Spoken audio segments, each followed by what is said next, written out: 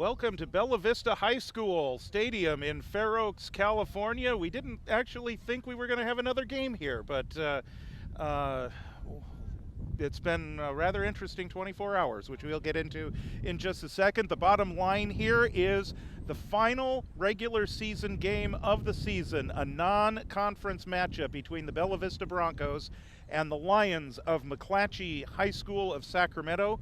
This is a home game for McClatchy. It was originally scheduled to be at McClatchy High School. Then it was going to be played at Sacramento City College, and now, a day late, it is being played here. And again, we'll get into all of those details in just a second.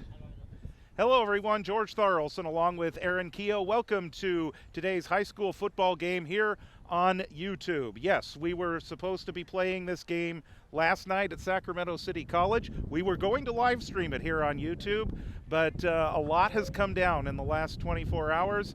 There was a security threat. There were some concerns about playing the game as scheduled last night, and in the end it was determined that the best course of action was to cancel the game last night and see about rescheduling it, and that has happened, and it is here at Bella Vista High School. Although it is a McClatchy home game, so McClatchy will be the team in red, Bella Vista will be the team in white.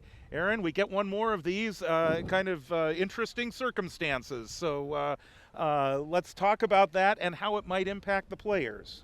Yeah, I mean, I think that, this is very unique to be playing daytime football in high school. I mean, typically you're used to Friday night lights, so that's a change. As far as the security issues are concerned, I mean, paramount above all are the players' safeties and the people that are here's safety. And I think one of the challenges when you have an incident is that you have two schools that don't necessarily have all the facts, and so you're trying to make decisions based on some facts along with some assumptions. And so the decision was made late yesterday afternoon, hey, we're not going to hold the game Friday night. And then working with local law enforcement and both high schools and athletic directors, the decision was made, hey, it would be okay to play on Saturday. And so we find ourselves here now. And why would it be moved here to the Broncos home field? That's probably, at least part of it could be the availability of Hughes Stadium for the game, or McClatchy High School. It just kind of fell into it's hard to even say, speculate what's going on, but it kind of just worked out this way that we are here. Yeah, I mean, I think a lot of it has to do with availability. There's a lot of sports. There's junior sports, junior football. There's baseball. There's soccer. There's all these different sports going on this time of the year. And so I think for Bella Vista, the field was available. Mm-hmm. We were able to scramble fairly quickly and get volunteers and get the stadium open and that kind of thing. And I think McClatchy said, okay, great, let's do it there. I want to give a shout out to the folks at McClatchy High School as well, because we had been working with them pretty much throughout the week about taking on the live stream duties for what is their home game, even though we were thinking it was going to be played over at Sacramento City College, and they were more than accommodating to us, and so I just want to give their athletic director a shout out and everybody there working with us to get all of that set up. It would have been fun to be over there in the junior college stadium, a stadium I've actually broadcast from a couple of times. It's a nice setup, but you know what? The most important thing is, as you mentioned, is player safety, and we have figured out a way to get this game going. So let's talk about the game. Playoff implications on the line for Bella Vista, and should things go their way today, they're actually sitting in a spot right now, in a playoff spot. Correct. So one of the benefits to playing on Saturday football is we know what happened on Friday night, and we know that Antelope fell to Inderkum, as was projected, which means that Antelope did not get to 4 wins. They would have been the 12th team in the Division III playoff bracket had they gotten that 4th win. They did not. So with a win today from the Broncos, they would be sitting in that 12th spot. Obviously, nothing's official until the playoff brackets come out tomorrow afternoon late, but as of right now, the thought with everybody is that the Broncos would be the number 12 seed and would be on the road a week from yesterday to play a playoff game. And the interesting thing about the playoff games, yes, most of them would be played on Friday. There is a possibility of some Saturday games too. Correct. So all of that will be finalized. I believe it's tomorrow. They do the seedings and the meeting. Yeah, I think tomorrow. They announce it tomorrow late afternoon, I think is what I saw on the Sac Joaquin section website. So Well, no sooner than later. Based on the outcome of this game, we will certainly be have our eyes on the computer tomorrow as well. Talking about the Bella Vista Broncos, one of the big bright spots in the losing streak that they are currently on right now, 5-game losing streak for Bella Vista, is Kalik Vaughn. And even last week against Wood Creek, he really continued to show what he can offer from that running back spot. And so he put up some decent yardage last week. I believe it was 57 yards, playing roughly about 2 of the 4 quarters, because they still want to get Nolan Bernard and Logan Farron their carries as well. But he's continuing to shine.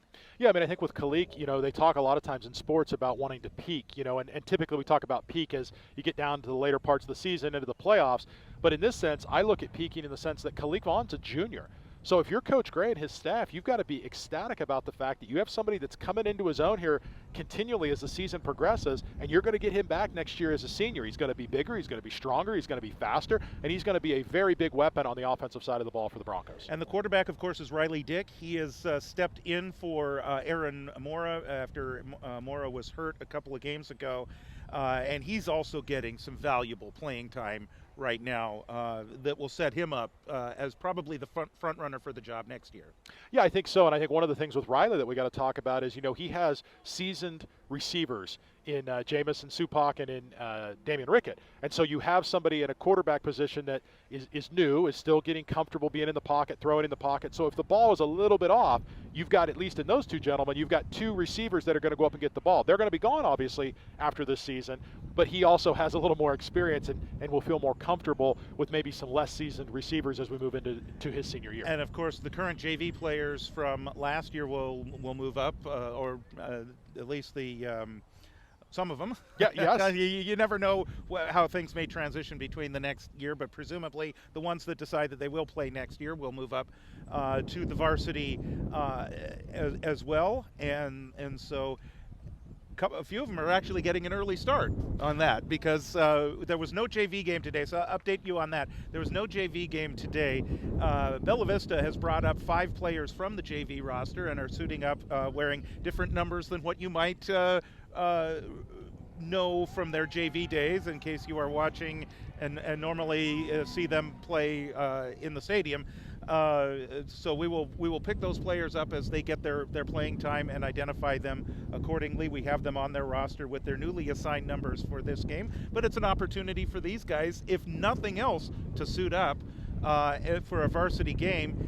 And there will be, should they make the playoffs, some add-ons from the JV squad for next week as well. Yeah, this is, I always try to look at things as, what's the silver lining in this? Well, one of the silver linings is the fact that you've got JV players that, while bummed they didn't get to play their season finale, their season, no matter what, was going to be over last night. So here they're getting to extend it a little bit and getting to play in a varsity football game. And even if they don't get a lot of reps, they're going to be, we've watched them. They've been warming up with the team. They've been taking reps with the team in the pregame warm-ups. And so that's a big deal for them, and that builds a lot of confidence for those players as they move into the end of this season into next year.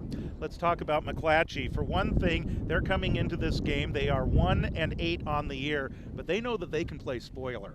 They beat Bella Vista today, and they knock them out of the playoffs. So that's always a motivating factor for a team who has not had a great season coming into a game like this. They know what's on the line for that other team, and so they get that opportunity to play spoiler, and that the coaches have been talking about that.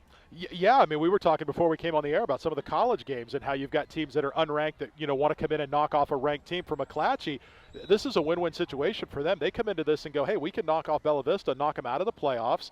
It's their senior night. I guess it's senior day, but right. I mean, it's last chance for their seniors to play. They know they're not going to be playoff eligible. So, yeah, let's go out and have some fun and try to knock the Broncos off. One of the names to listen for McClatchy is running back Samuel Hernandez Hartman.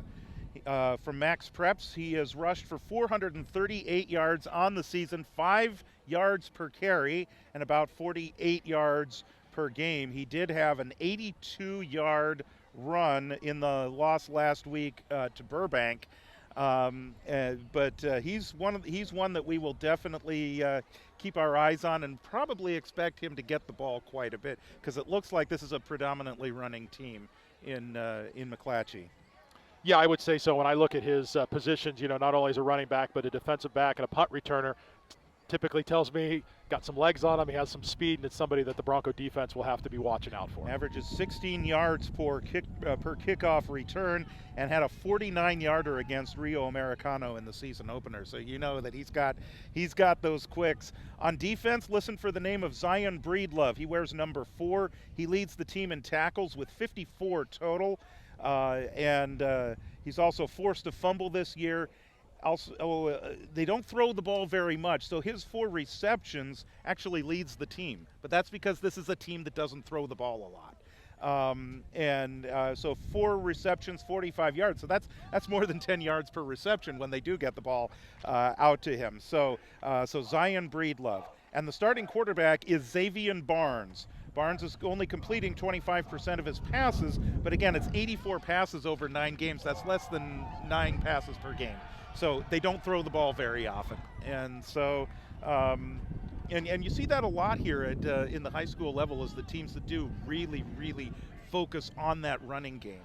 And there's some interesting decisions that are made in high school football, such as going for 2-point conversions after touchdowns if you don't have somebody that you feel confident enough that can kick the ball, for example.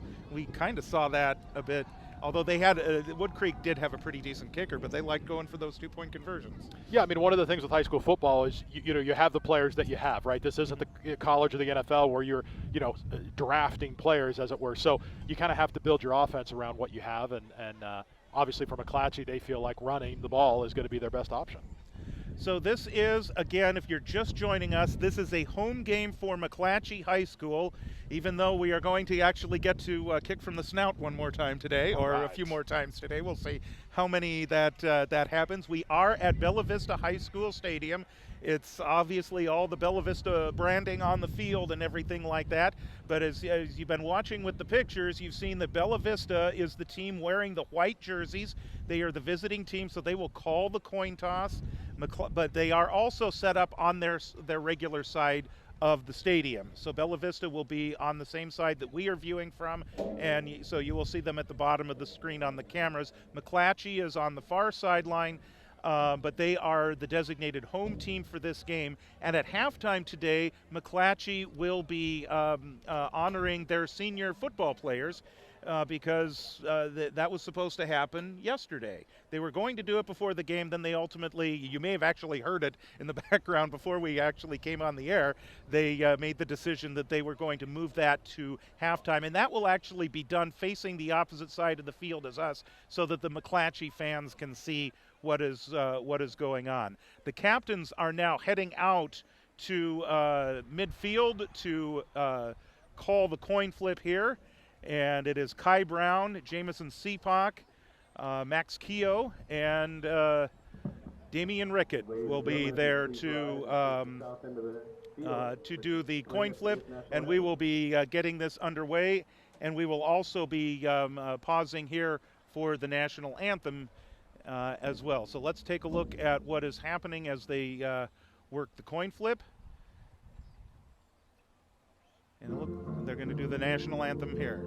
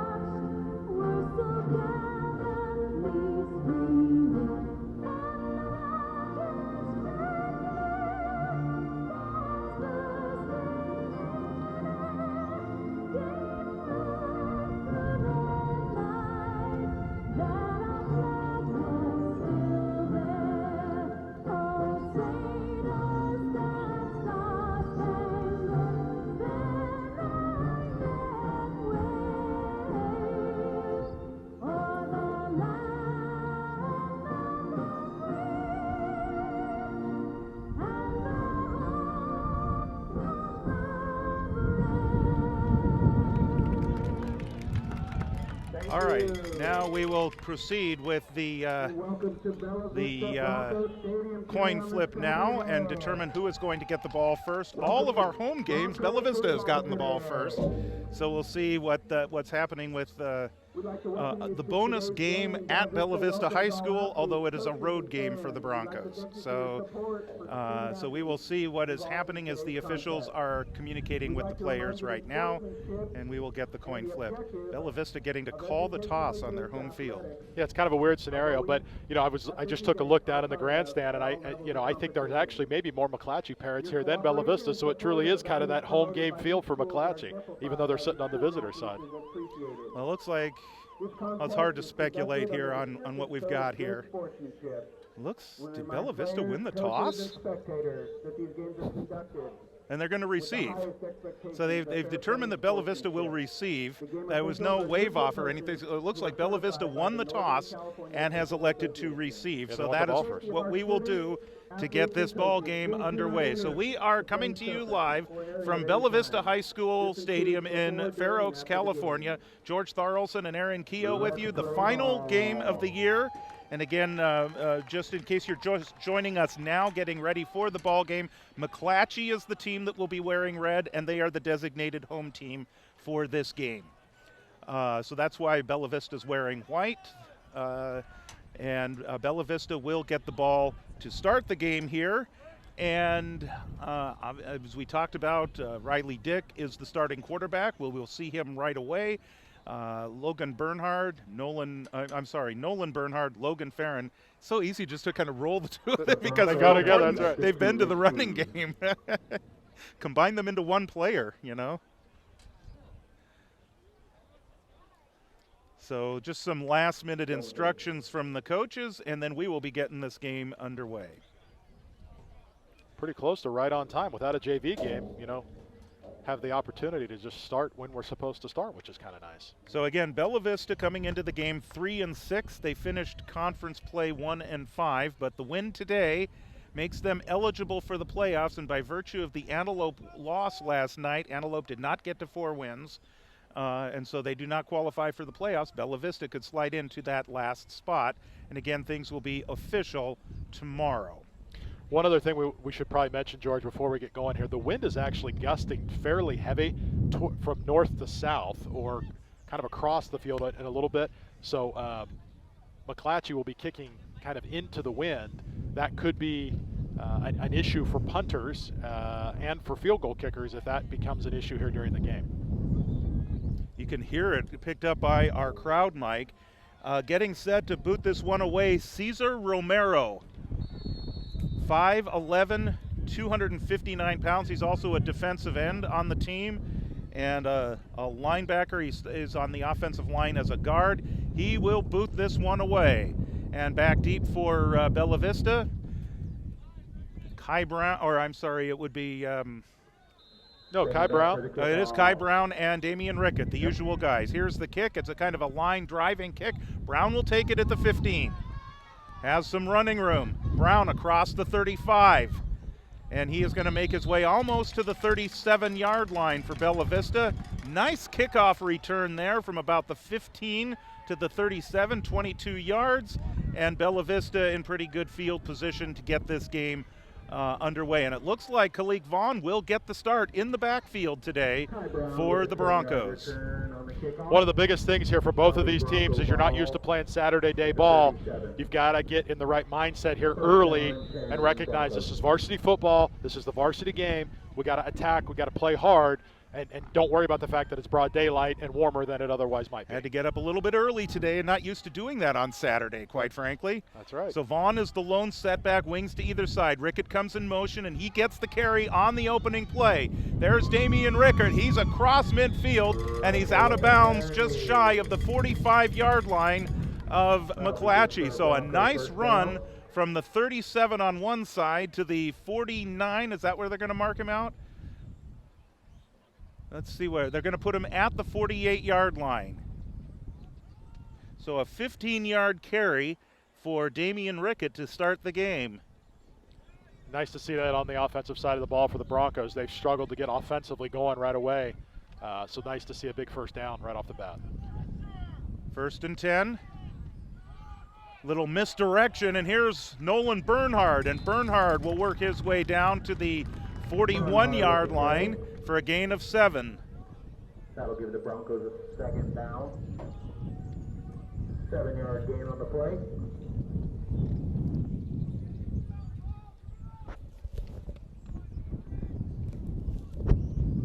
Bella Vista on paper actually, or I'm sorry, not on paper, but in person actually looks to be bigger than McClatchy, which is something we haven't seen a lot this year. Here's a play right up the middle for about 1 yard. Kalik Vaughn on the carry that time, so give him 1 yard on the play, and that will bring up now a 3rd down and 2 for the Broncos. So very methodical, running different ball carrier each time. Rickett got the first carry, then it was Bernhard, and now it was Kalik Vaughn. And it would not surprise me if Kalik gets the carry here based on what we saw last week. Split backs in the backfield this time. No, it's Bernhard. Bernhard turning the corner. He's got the first down and then some. Nolan Bernhard all the way down to the 25-yard line for Bella Vista. 13 yards on the play, and that'll be a first down for the Broncos. Great execution coming around the left side of the line. There's a flag down, though, at the 26-yard line. Well, the referee's winding the clock. Or is that a leaf? That could be a leaf. There is something. There's something there, but that's a small flag or a giant leaf. I'm not sure which. Or maybe it's a brown paper bag. First and 10, Bella Vista from the 25. Here's Farron. Farron turns the corner right up the middle. He'll bring it down to the 17-yard line. And so that'll be a pickup of 8 on the play for the Broncos, moving the ball very well early on here against McClatchy. It was a giant leaf. I had to look through the binoculars. Giant leaf, so sorry about that. No flag. But I can see where it would be confusing, though. Well, it was right in the right place where maybe a flag would have been. And it's not like we haven't seen penalty flags on this field this year. Yes, that's true. Second down and a couple. The handoff goes right up the middle. Kalik Vaughn carrying tacklers with him near the goal line. And he's down at the 1 yard line. On the first 1 yard line. So a nice run for Kalik Vaughn. First down. It'll be first and goal from the 1 yard line.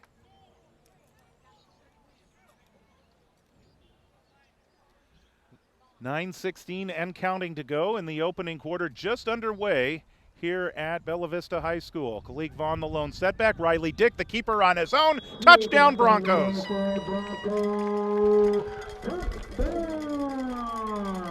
Yeah, that's a great little QB sneak there from Riley Dick, and I wonder a little bit on the play calling if that was not an opportunity to let your quarterback that is kind of coming into his own have an opportunity to, score a touchdown and get it. Also nice to see the execution with the Broncos offensively, nice blocking, nice mix of plays running the ball. No throws on that series as they line up for the extra point. Julian Maldonado Conejo will attempt the extra point out of the hold of Matthew Bunny. So Riley Dick, that might be his first rushing touchdown of the year. I'm not sure, but Maldonado Conejo puts it through, and the Broncos now take a 7-0 lead. So very, very nicely done on that opening drive, and just what you wanted to see from the Bella Vista Broncos on that possession. Yeah, I mean, I think that's the key. When you see on paper and you kind of scout teams and you kind of look at what each team is capable of and what they're going to do, this is a Bella Vista team that should win this ball game on paper, right? So when they come out offensively, take the ball right off the bat, march right down the field and score, that's exactly what you would expect to happen. So that positive and good to see early in the game. All right, so the Broncos will get set to boot this one away. 2 deep men for McClatchy.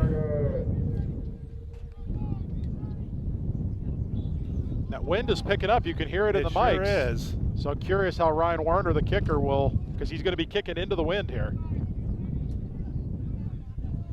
And he will get set to boot this one away. And we will see the McClatchy offense for the first time today, and that the aforementioned leaf is now making its way up to about the 32-yard line now. And Ryan Warner from the snout, and it is picked up across the 25-yard line. Nice, Budenbender on the tackle. yeah, nice tackle by Jace Budenbender on that kickoff return. Wrapped up and took him right down. There was no extra running on that one. Don't worry on the kickoff. That Leaf really wants to be in the game. It's Somebody should assign it a number. That's right. All right. I'll put the ball on the 28-yard line. So from the 28-yard line, McClatchy will begin play here. And the quarterback, once again, Xavier Barnes.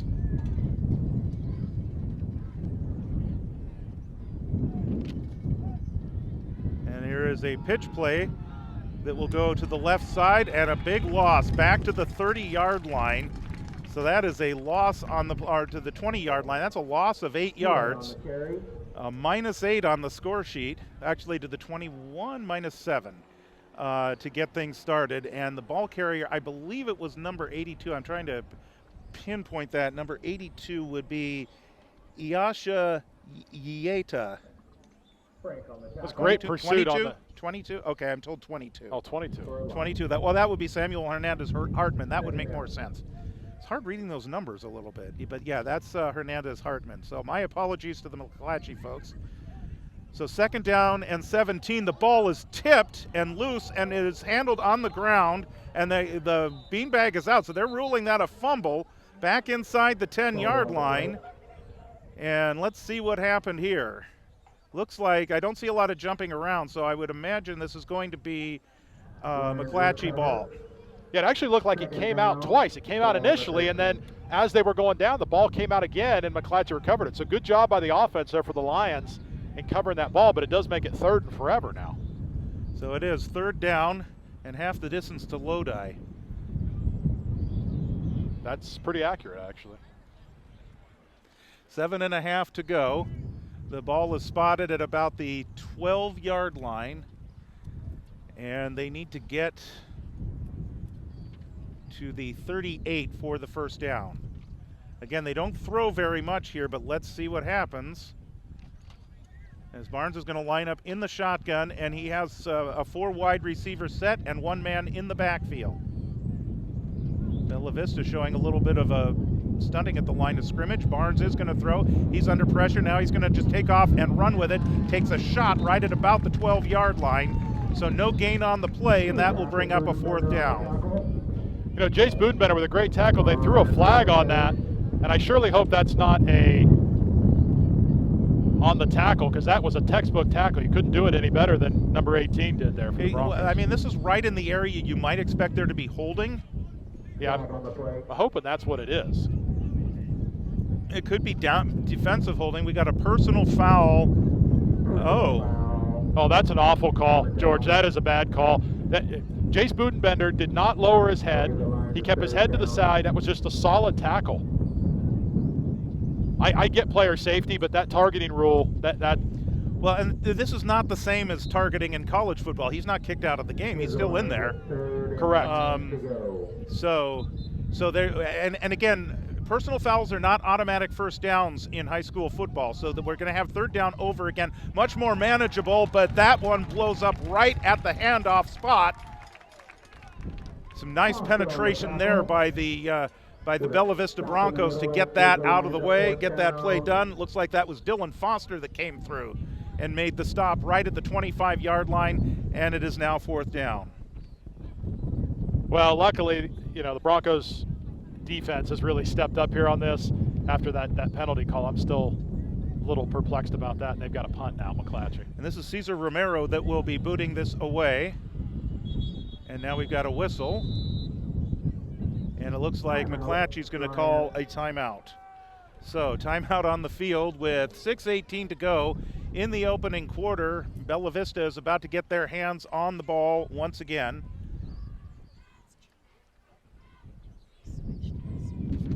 I think McClatchy's a little bit caught off guard here. You know, I mean, Bella Vista just seems to be reading everything, and really what I've noticed on the defensive side of the ball so far is the penetration from the linebackers.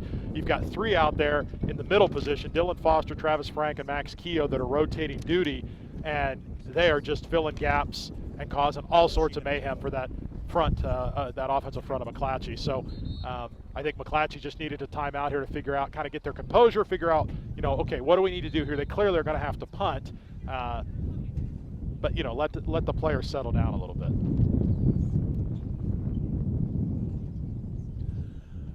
Okay, so Romero will step in to handle the punting duties for McClatchy. Very windy conditions here in Fair Oaks. High snap off his hands. It's rolling down inside the 5. He picks it up, and Romero is going to go down. The forward progress is going to be marked stop at the 5-yard line, and that's where Bella Vista's offense will take possession. Man, number 18, Jace Budenbender again causing trouble for the Lions on the defensive side of the ball for the Broncos. I think he's been in almost every play. Broncos are going to have excellent field position here now. I mean, it's 1st and goal already. Ball's at the 5-yard line.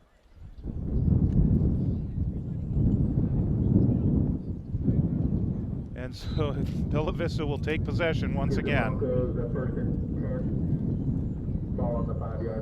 So Kalik Vaughn will line up in the backfield. Bernhard is to the right, and he's coming in motion.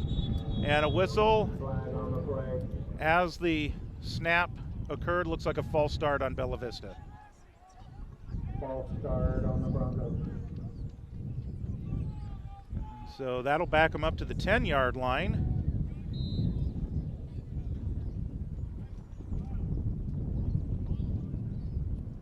Second penalty of the game. Both the penalties so far been on the Broncos, so that storyline continues to emerge even though Broncos are up 7-0.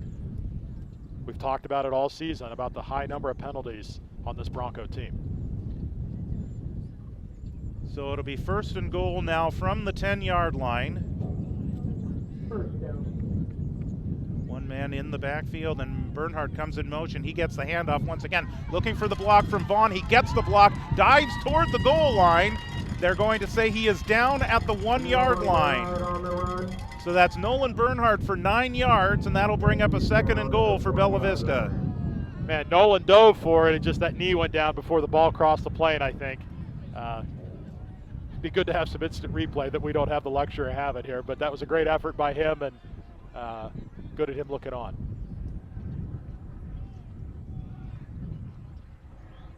So Damian Rickett comes out of the huddle early, and he often does that when he's going to be the wide man to the left, which is where he is set up. They'll go with the tight end Seapock on the right. Vaughn is the lone setback. Riley Dick looks like he's carrying it again, and he is in the end zone. Touchdown Broncos. Broncos touchdown.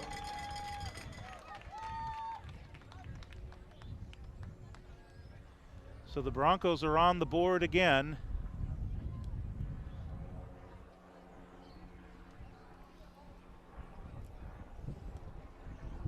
And Julian Maldonado Canejo will be on to attempt the extra point.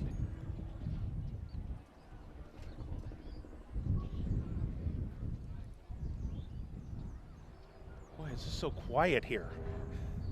Here's the extra point attempt by Maldonado Canejo. It is good. This is so different without the band, isn't it? Yeah, the band and the crowd. I mean, we don't even have cheerleaders on our side tonight, or today. McClatchy has cheerleaders, but none for the Broncos.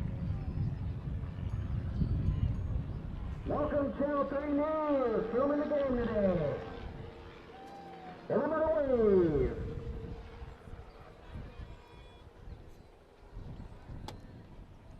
Yeah, everything is a little bit different today. You've got no very limited fans. You got news helicopter filming the game, and just everything is kind of different today.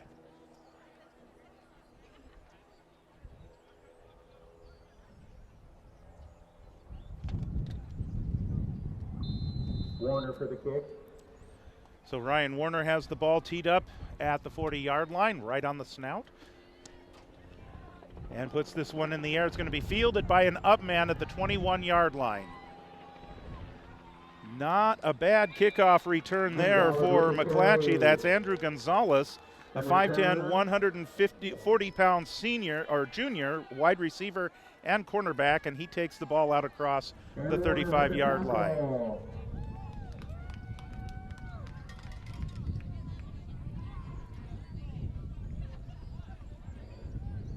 start the Lions at the 48-yard line. Well, McClatchy's definitely going to have better field position to start the second drive than they did the first. So let's see if that helps them out a little bit here on the offensive side. So they will spot the ball at the 38-yard line for a first down, and they will get set going here. 5 minutes to go in the opening quarter.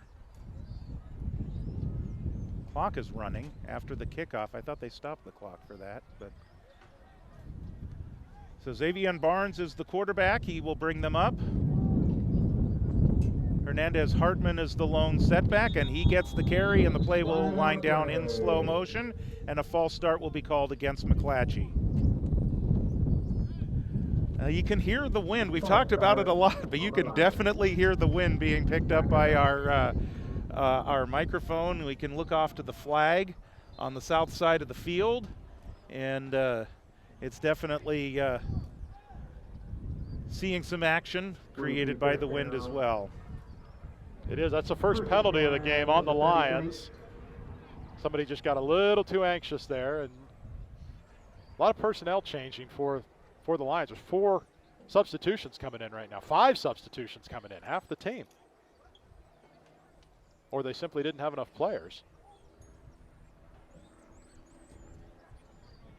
So in the game now for, I see Teddy Morton, who is a fullback, who is going to be one of the 3 men. Actually, he's going to come out of the game, and it looks like illegal substitution. Well, they're going to call the timeout first, or did they call the penalty? Yeah, they had 13 men in the huddle. They kicked out 1, but they lined up for the offensive play with 12. So they do mark off the 5 yards. There was one official across the sideline on the McClatchy sideline that was signaling timeout, but apparently they didn't get that call in time. Shotgun formation, 4 wide receivers, 1st and 15. Here's Hernandez Hartman, and he is met at the line of scrimmage once again. Max Keogh coming in and sends him right to the turf for no gain.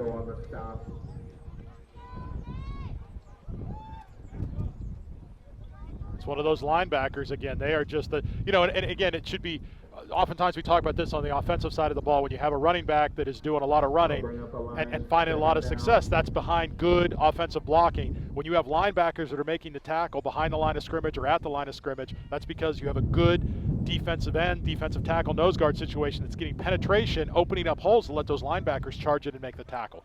2nd down and 15 yards to go for McClatchy. Barnes will swing it to the right, and the catch is made. What a tackle there. Spins over the tackler and down to about the 40 or 39-yard line. And I'm hearing flag on the play. That's Kevin Moreno that makes the stop. Again, nothing wrong with that. What are you supposed to do? Well, the flag's over at the 40, kind of over at the hash at the 44, so I don't know if it's because of the tackle or not. That would be downfield holding or something like that. That's in the defensive backfield for Bella Vista. So we'll see what they ultimately say from here. So it's a personal foul against McClatchy. Personal foul against the offense. So we're going to now march this off, probably from the spot of the foul. That's going to bring this all the way back down to the 24-yard line. The yards actually count, by the way, because they marked it off from the end of the play. So the reception to Kevin Moreno, if you're keeping stats at home, Scarlett, you do keep the stats in place. So this is 2nd down now and 24 yards to go. Barnes back to pass, steps up in the pocket. He's under some pressure. He's going to send this one downfield. He's got a receiver wide open. What a catch made inside the 40, and down past the 30-yard line is Zion Breedlove. His 5th reception of the year, and that one went for a bunch. Yeah, blown coverage, and we've talked about the Broncos and the secondary coverage being a little lax at time, and they caught him sleeping there with all those runs. Certainly. Kai Brown with doing what safeties do, which is preventing the touchdown, but not before a big gain for the Lions. 45 yards on the reception. First down for McClatchy, and I tell you what, we knew that Zion Breedlove was one of the guys that makes things happen here for McClatchy, and he certainly did there, and he got himself open. 14-0 Bella Vista. First and 10 for McClatchy on the Bella Vista 27-yard line. Barnes is going to try a keeper running to his left, gets by the first tackler, and then Kai Brown chases him down inside the 20-yard line. He's down at about the 18. So that's a gain of 9 yards on the play. It'll bring up a 2nd and 1 for McClatchy. That's a classic case there on the defensive side of the ball where the contained man bit in and should have stayed on his contain, which allowed the quarterback to bounce to the outside, and luckily Kai Brown there again to make the tackle. That's 2 big tackles for the Broncos that Kai Brown's made in successive plays. So we are at 2:55 to go. Clock is stopped with the play ending out of bounds. Wide receiver out wide to the left for, they've got 2 wide receivers to the left and then 2 more to the right. So it's a 4 wide receiver set for McClatchy. Again, a team that doesn't throw the ball a lot. Here's Hernandez Hartman. He's got the first down as he brings it down to the 16-yard line. So a gain of 2 for Samuel Hernandez Hartman and a first down for McClatchy. So we're glad to have you along on a special Saturday afternoon edition of high school football here on YouTube. We were blessed by the opportunity to get a 6th game, which would have happened even if the game had been played as scheduled last night at Sacramento City College. And then, once it was moved here and rescheduled for today, well, sure enough, we're going to be here. So it's been a great season, and it's really kind of cool that we got to add the extra game. So 2 wide receivers going out to either side. The traditional I formation. Boy, how often do you see this these days? And on first down, here's Hernandez Hartman once again. And he will be met at the 15-yard line and dropped right there by Kai Brown. Already, 3 tackles in this game. And that'll be a gain of 1 for Hernandez Hartman. Flag on the play, looks like. I don't see the flag, but there it is. So it's an illegal formation against McClatchy. And keep in mind, I'll give you a little football 101 here. When the play happens and they do that arm roll illegal procedure sign and they allow the play to happen, it's an illegal formation. If they stop the clock and blow the play dead, it's a false start. So that's how you know the difference, even though the signal by the referee is the same. And an illegal formation would be not enough players up on the line of scrimmage. So 1 wide receiver is going out to the left. That's Derek Bradshaw. He's to the left, and Breedlove is to the right. Again, I formation set. 1st and 15 from just outside the 20-yard line. And Barnes looks like he's going to try and keep it on his own. Looks like he's going to try and throw, but he's met by 2 Broncos in the backfield and spun around and dropped for a sack. Well, the credit for the sack is going to go to 55, Devin Crichton, but that was started because of Damian Rickett with the pressure. So hopefully Damian gets half a sack on that. They might, because he initiated the contact, so they might each get half a sack. And half a sack is a statistic in football, by the way. So that's a loss on the play of about 5 yards. Looks like, yeah. Yeah, hopefully they do a half sack there for each of them because they were both involved and both did a good job with the pressure. So they will now set up in a shotgun formation and 4 wide receivers. It is 2nd down and about 20. Back to passes Barnes. Again, he's under pressure, and he is hit. There's a flag in the backfield. They're trying to get a hold of him. He gets by the tacklers. Xavier Barnes inside the 20, and he's finally hit and driven out of bounds at the 16-yard line, which is the original line of scrimmage for this series. But there's going to be a holding penalty on McClatchy that is going to bring this back. You got to be very careful as a defensive player when that is happening, and there's all kinds of players in there trying to get to the guy, because invariably there's the possibility a hand could slip up on the face mask. That did not happen here, according to the officials. There is an injured player, which I believe is probably Barnes, the quarterback, because he was the one that was hit pretty hard as he went out of bounds. And after all of that, the yardage isn't going to count because of the holding penalty. It's single digits. It looks like a 3. Yeah, that is. I've got the glasses on it as well. That's Xavier Barnes. So he's going to have to come out for this next play. It is going to be second down over again as they mark the penalty back, and McClatchy's just having a rough afternoon, really, because they had that great pass play to Breedlove. And then penalties are hurting them, and loss of yardage too on certain plays as well. Well, we've had games this year where we've been on the receiving side of this, where the pressure coming from the defense is so significant that it overwhelms the offense, which is what's happening here, and that's why you see that hold on that last play. I mean, the entire defensive front for the Broncos plus the linebackers are all in there pressuring the quarterback on a blitz. That hold is bound to happen because you just don't know what else to do. So this will be second down and 31 yards to go. Barnes, or actually it will have to be a backup quarterback here in the game. And that might be Edgar Garcia Ibarra, number 1. Here is an inside handoff to Hernandez Hartman. Hartman is going to try and turn the corner, and he is brought down at the 30-yard line. Check that on the quarterback is Nate Stevens. Looks like it was number 7 on the and it was Malachi Gady that carried the ball, 24? Yep. Okay. So we have come to the end of the first quarter of play. Bella Vista with a 14-0 lead. And the Lions will have the ball with a third down at the 30-yard line once we switch ends and get set to go on the in the second quarter of play.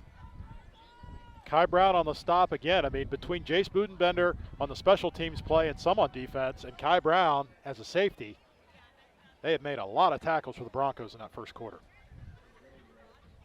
So 1 quarter in the books. Again, the Broncos looking for playoff eligibility with a win, and 1 quarter in the books. So far, so good. We will see how it goes from here, but so far, so good for the Broncos.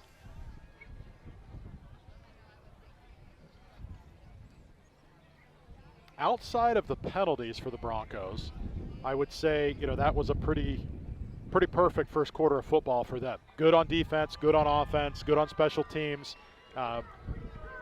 Penalties still not great. You don't like to see those. So hopefully they can clean that up here in the second quarter. So the ball will be at the 30-yard line, and it will be a first down, it'll be a third down. Third 25, is that? Or 24, something like that? Yeah, third and 24. There we go. Second quarter set to get underway here at Bella Vista High School.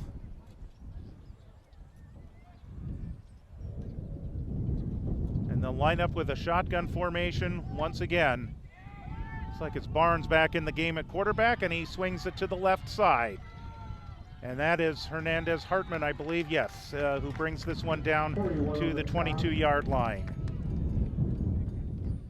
Diego Leidecker. Don't hear his name called often. We saw him on offense for the first time last week. Yeah. That was a textbook double leg takedown coming from my wrestling background. That was great. So that's a 7-yard pass play. And that'll bring up a fourth down now for McClatchy, and they don't have to punt this time. They're going to go ahead and try and get the remaining 7 yards here, or 17 yards, I should say, on 4th and 17. So here is an opportunity for the Broncos defense. Breedlove will go out to the left. They're going to out to the right. They're going to send 3 wide receivers to the left or short side of the field. Barnes is back in at quarterback. Hernandez Hartman is next to him in the backfield. 4th and 17 for McClatchy. Barnes. He's going to look to the end zone. His receiver is there. Tracking it is Kai Brown, and it looks like he may have the interception. Matthew Bunny, I'm sorry. That's Matthew Bunny with the interception, which may have been his first of the year. Sorry, Matthew. He went up there and got it, and we've been critical of the secondary, at least I have in certain plays, but that certainly was excellent coverage. Followed the ball, tracked the ball, and went up and got it. That was great by Bunny. So that is the first interception of the season for Matthew Bunny, and he did. He tracked that beautifully. Yeah, it was great. He saw that as if he was on the lacrosse field waiting for a deep pass to get in position to score a goal. That's right. No, great defensive coverage there. They really made an adjustment, and it showed, and that's what happens. So Bella Vista gets the ball at their own 1 yard line. Here's an inside handoff. That looks like Kalik Vaughn once again, and he gets them out of immediate trouble up to the 9 yard line. So that's a pickup of 8 for Kalik Vaughn. Man, he looked like a steam engine coming through there, just keeping those legs churning, chug, and man, picked up good yardage on that right out of the. That's a hard, great interception, but they got the ball right at the goal line. So you're having to snap the ball into your own end zone. That's a tough position to be as an offense. So great of Kalik to keep those feet moving and give the Broncos a little breathing room now for second down. 2nd and 2 for Bella Vista at their own 9 yard line. Kalik Vaughn is in the backfield with Farron. Bernhard comes in motion. Here's Kalik Vaughn once again. Gets by the first couple of tacklers, and he fights his way to the 15 yard line. 6 more yards for Kalik Vaughn and another Bella Vista first down.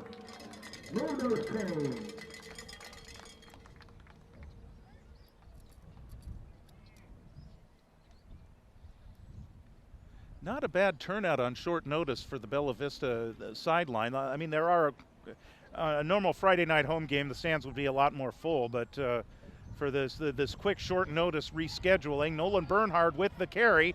He's looking for some blocking. Nolan Bernhard out across the 30 yard line, and he's spun down on the McClatchy sideline after a first down run that will take him, looks like they're going to mark him at the 33 yard line.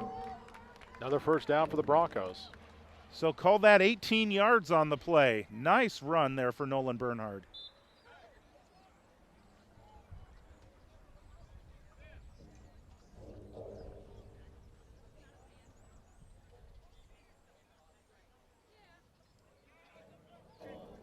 First and 10.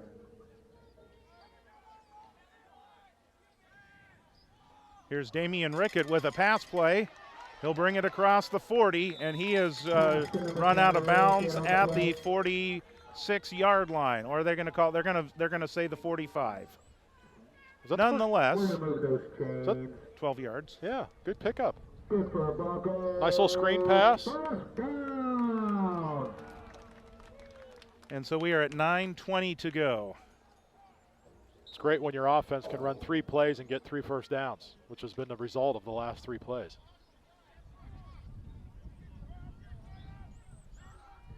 Here's Nolan Bernhard.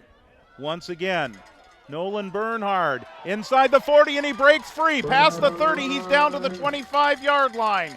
30 yards on the play for Nolan Bernhard. Make that 4 successive plays, 4 first downs now. That'll be good for a Bronco. First down.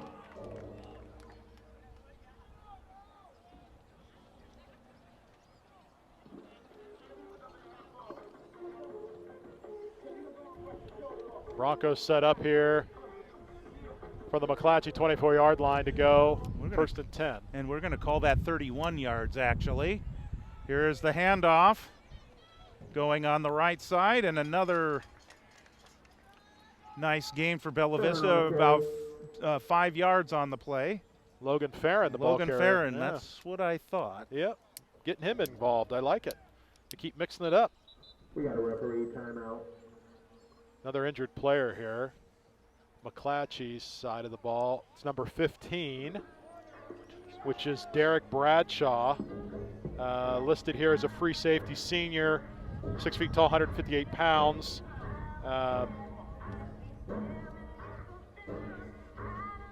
Never like to see an injured player during the game, but being tended to here with 8:24 left before halftime.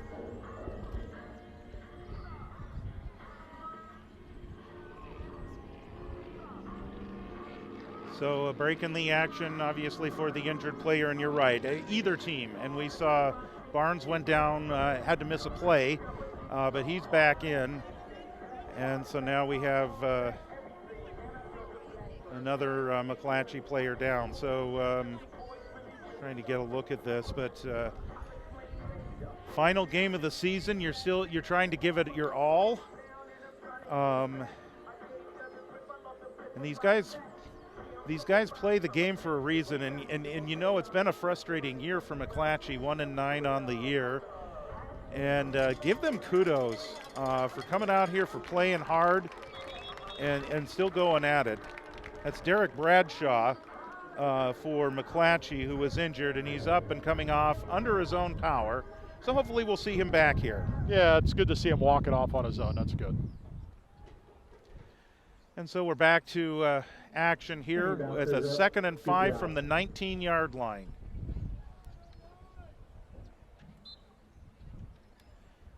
And we will now wind the clock.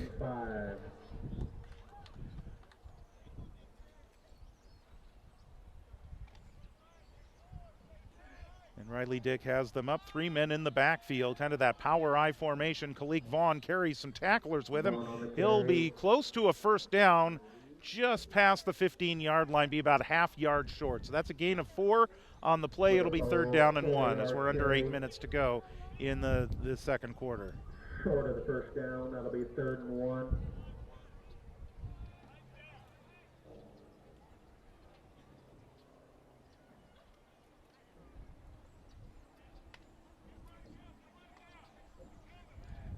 So Bernhard lines up as a wing on the left.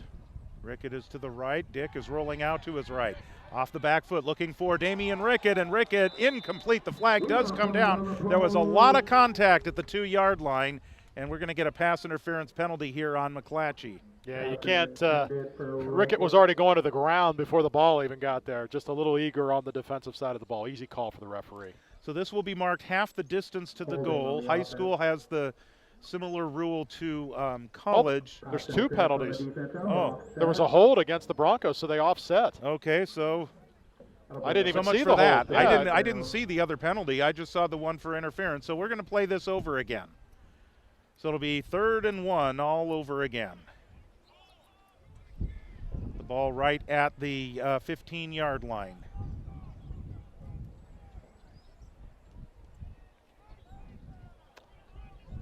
Yeah, it looks like the folks doing the sticks on the far side had put the sticks down thinking it was a 1st and goal, but it's actually, you're right, it's 3rd and 1.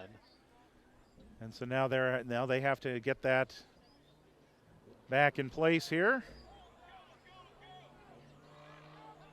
3rd and 1 for Bella Vista. So they tried, clearly they were going to go for it on 4th down if the pass had been incomplete, but they tried to go for it all right there. They'll come up to the line of scrimmage.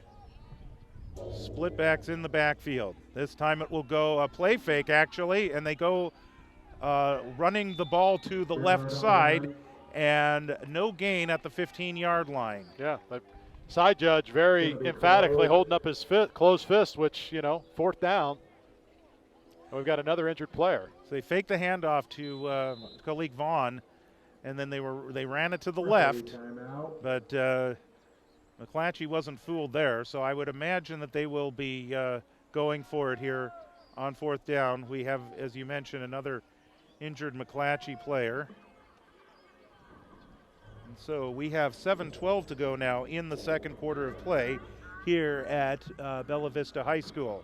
Special Saturday afternoon edition and a bonus, if you will, a bonus game at Bella Vista. I won't call it a home game because McClatchy is technically the home team for this game.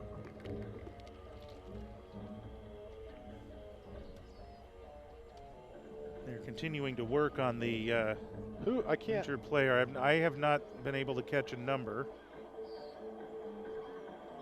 They are working on his right leg. Looks like maybe something with a 4. Like a double digit with a 4, maybe? That's too much speculation on my part. I should just stop.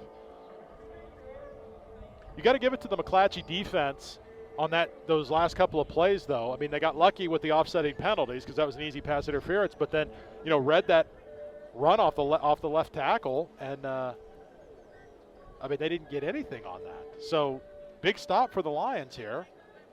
And if you're Bella Vista in the huddle here during this timeout for an injured player, you got to be saying, hey, guys, we got to hold our blocks here and pick up a yard. I mean, you got to be able to pick up a yard in high school football. Well, this is where the offensive line needs to get together and say, guys, we got to get off the ball right here. Correct. And if you're Bella Vista, I'm thinking that you give that offensive line their glory for this play. Because Yes. the wide stuff, the pass didn't work. Right. The wide stuff didn't work the last play. This is where, just like on the touchdown runs, where maybe you just let Riley Dick keep it and push forward.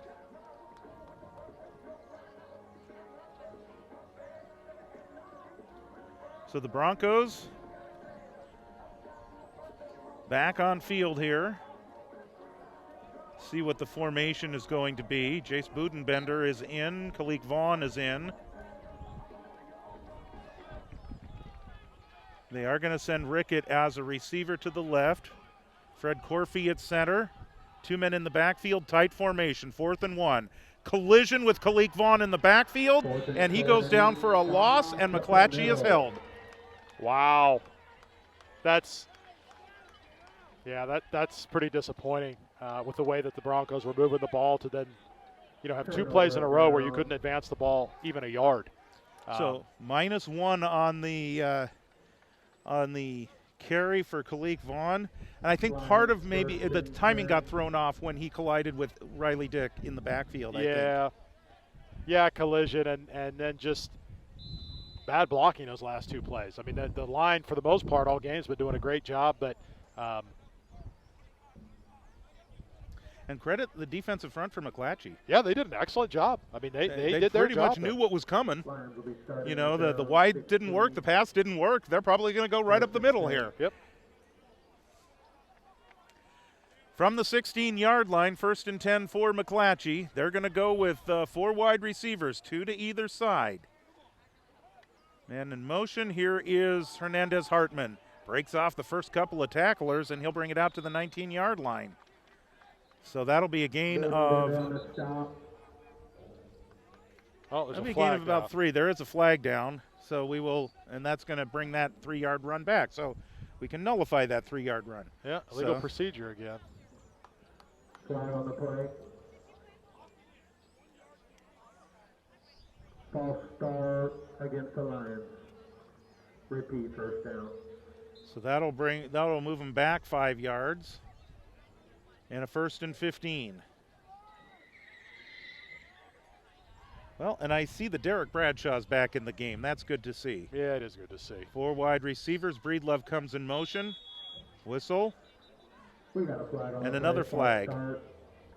Looks like another false start. Looks like they might have a little bit of a timing issue here. Yeah, I'm wondering, it looked like the man in motion maybe started forward too quickly.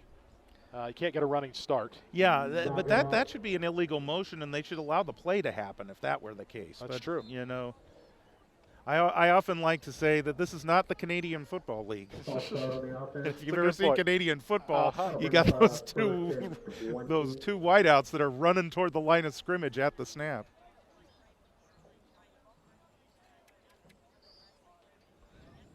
So again, another 4 wide receiver set. 1st and 20 now for McClatchy after the 2 false start penalties.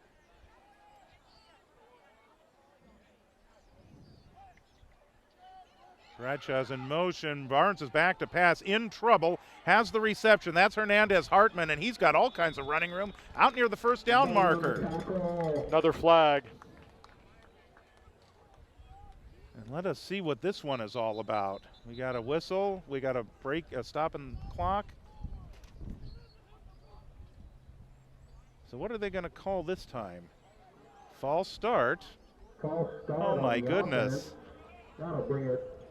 So again, the play was allowed to happen, so this could be an illegal formation where not enough players were on the line of scrimmage. Yeah, that's what it kind of seems like, is maybe they have a formation that they run, but someone is not up on the line. If there is a problem with that, I think, shouldn't the referee go over and tell the coach exactly what it is that's wrong so they can fix it? What? Yeah, if I'm McClatchy, I'm asking, hey, what are we doing? Because we seem to be having this issue multiple times. So one way or the other. So that now is half the distance to the goal. So it's now 1st and 23. Let's check this formation. And I think they're actually checking with the referee, the receivers. Am I up? Am I where I'm supposed to be? Barnes is back to pass in the end zone. He's under all kinds of pressure. He's able to get away. And now he's going to heave one up for grabs. And that is going to be caught and then dropped at the 40-yard line. That's an incomplete pass. My goodness. That one was just thrown up for grabs, and the receiver, who is a little slow to get up, and there's another flag on the play. But what an effort by the receiver on the part of McClatchy, Kiko Brambilla, who came in. He had it until he was hit. Well, so there's no flag. The flag was waved off. I think the referee tried to. Come on now. Come on now. Good sportsmanship. Don't forget. So that will bring us back to now a 2nd down and 23. The other thing is, if it's a continuing action play as opposed to a dead ball, Bella Vista does have an option to decline the penalty. Yeah, and I'm not quite sure why the McClatchy fans were booing there, because if they would have ruled that a complete pass, Bella Vista would have gotten it on the fumble. So yeah, and he didn't have it long enough. No, he didn't. He just got hit hard, and the ball arrived. He was hit shortly after that. So it is now 2nd down and 23. Hernandez Hartman is the lone setback. 4 wide receivers. And Hernandez Hartman with the carry. He's right at the goal line. Did he get out? He just barely got out. They're going to drop him back down to the 1-yard line. That's going to be a loss of 2. And that's going to be 3rd down and 25.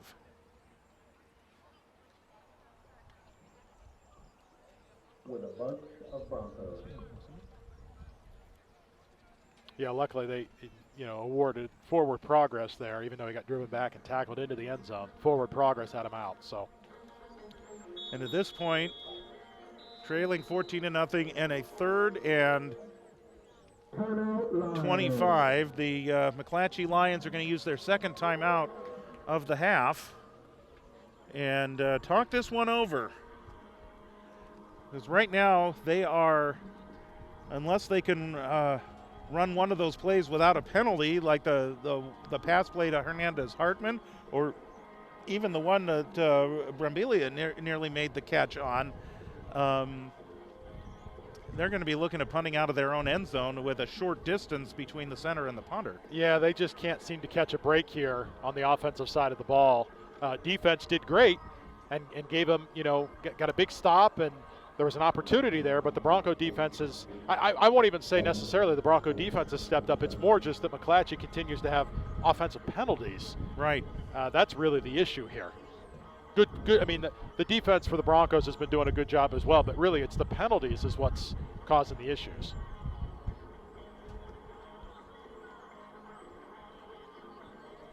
So it'll be 3rd down and 25 yards to go.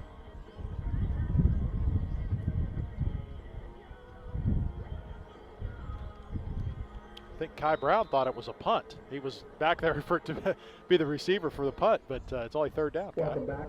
Well, depending on what kind of a leg Barnes has, you could quick kick this here if you want. Uh-huh. He's going to take the snap, fumble the ball. It's loose on the ground, and it goes out of bounds. That's going to be a safety, and Bella Vista's going to get 2 more points. Yep.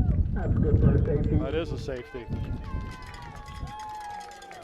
So that goes, by the way, as an 11-yard loss for Barnes' rushing statistics, as well as the safety. In the 2nd quarter, that gives the Broncos 16, Lions 0.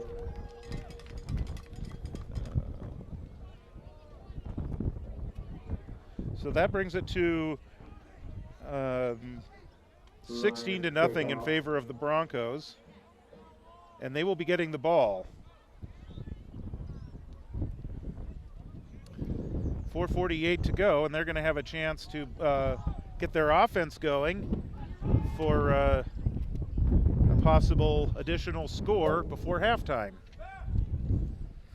Yeah, that safety was a combination of kind of a bad snap and a ton of pressure from the Broncos. And well, and 3rd and 25, that's what you do in that circumstance. yeah. Yes, I mean, why? If you're on the defensive side of the ball, send the house. Why not? So a free kick now from the 20-yard line. And it's an end-over-end kick that Brown will take at the 50. Kai Brown looking for some blocking, and he'll bring it inside the 40-yard line. And that is where Bella Vista will start this possession.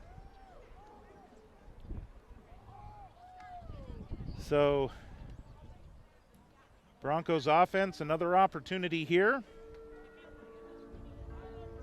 Yeah, and we really need to see some more offensive production in this series. The last series, they did a great job moving the ball down the field, and then they just stalled out.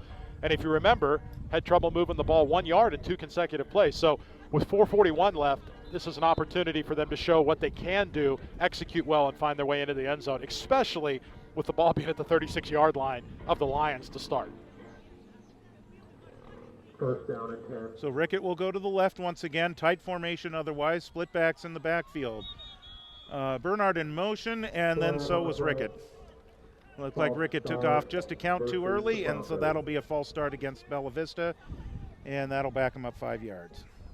Not a great way to start this series.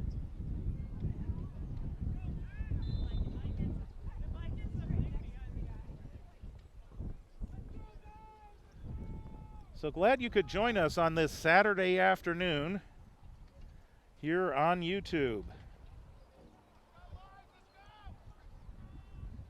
Bernard in motion once again. Riley Dick rolls out to his right. He's going to go downfield. He's got a receiver there. It's Seapock.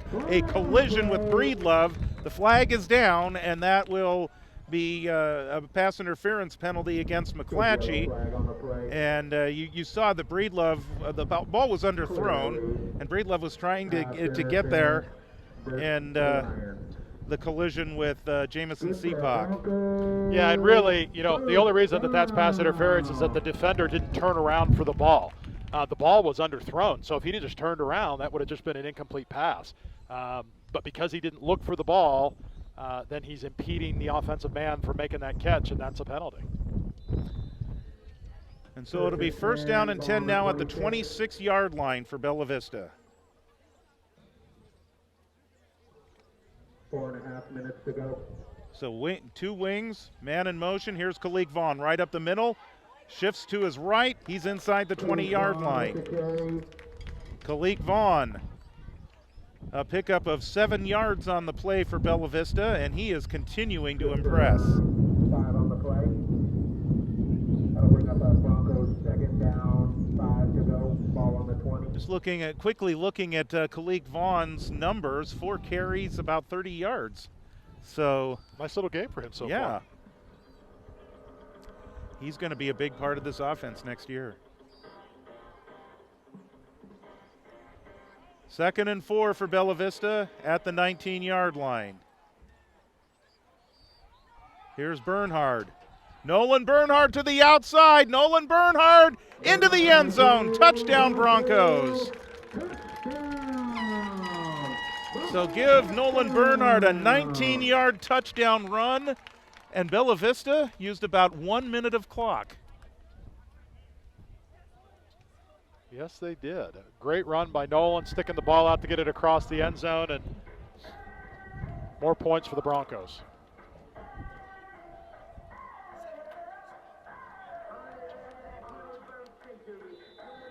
So Montanaldo Canejo will be on to attempt the extra point here once again.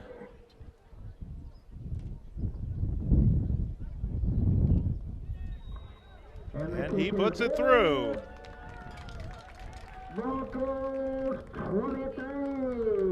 So that makes it now 23-0 in favor of Bella Vista.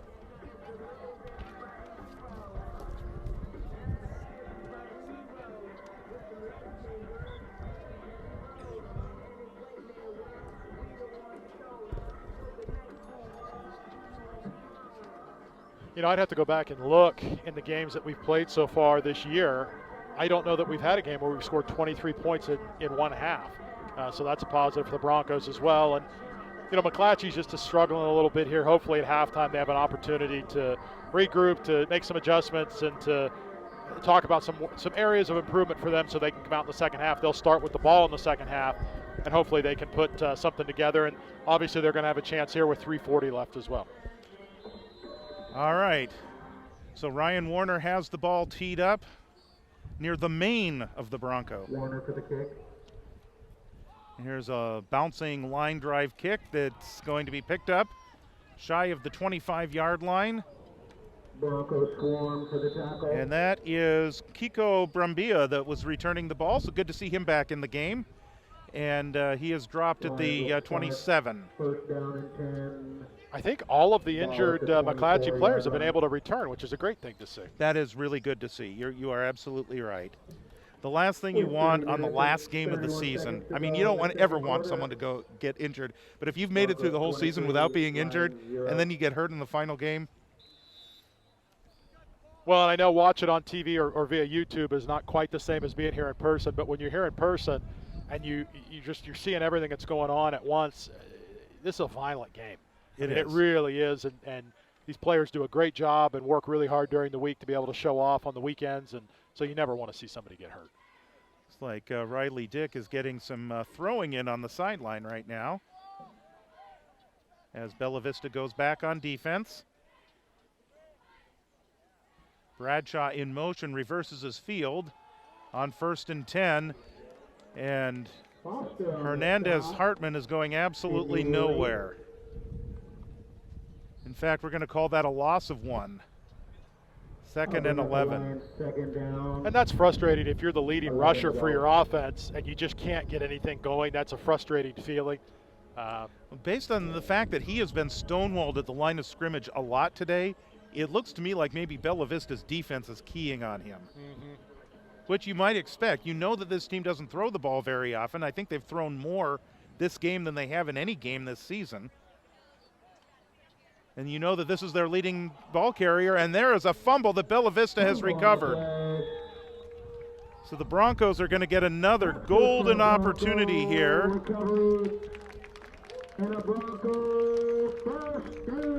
Dylan Foster on the fumble recovery, it looked like. Yeah, he's the one coming off celebrating right now, just like he did on a big tackle. I think it was a sack earlier today, too. They wear their emotions on their sleeves, which in a lot of ways is good to see. And the Broncos know what's on the line here, too. Yes, they do. They know what they need to do, and they're taking care of it. So the breeze is kicking up a little bit, not as bad as it was earlier. Bella Vista will begin this series at the 17-yard line of McClatchy on 1st and 10. Dick is back to pass. He's looking into the end zone, looking for Damian Rickett, and he makes the catch. Touchdown, Broncos. Rickett was fighting with Brambilla there in the end zone, and then he was just able to break off the contact and make a nice catch about 8 yards deep in the end zone, and the Broncos are on the board once again with a 17-yard touchdown pass. Nice play call, especially, they had a little bit of issue there with some run a couple series ago. Spread it out a little bit, get the defense guessing again, show that you can throw the ball, and when you've got a receiver like Rickett that can go up and grab it. And Julian Maldonado Conejo is on to attempt the extra point. Bunny sets it down. There's the kick. And Bella Vista now has a 30-0 lead. That brings the Broncos 30 points, Lions 0. 2:37 to go before halftime. Now, the halftime activities, obviously, since this game was not intended to be here, a lot of the things that are not normal for a home game are happening, not the least of which is Bella Vista wearing the white uniforms. The band is not here. You mentioned the cheerleaders are not here. We do know that McClatchy is going to do their senior day activities at halftime, and it's going to be facing the visitor sideline because that's where their fans are. Our cameras will pick that up at halftime. So just to let you know what's going to be happening, the band won't be here to perform. So that is what's going on here at halftime. Here is the return now on the kickoff. That looks like Brambilla that is bringing the ball across the 30-yard line, and he's up to about the 32. So 2.5 to go. McClatchy, their offense, when they have not been committing penalties, they've shown some things that they can do. Well, especially And on the maybe, passing side. yeah. Let's see if maybe they can 2 put something minutes and together. 28 seconds left to go in the second quarter. Lions first down. So we'll call this the 33-yard line.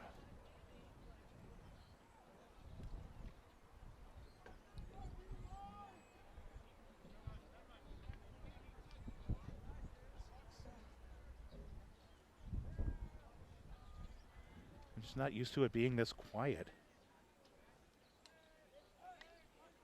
Here's Barnes dropping back to pass. He'll send this one over the middle. That's deflected at the line of scrimmage, and it'll be 2nd and 10.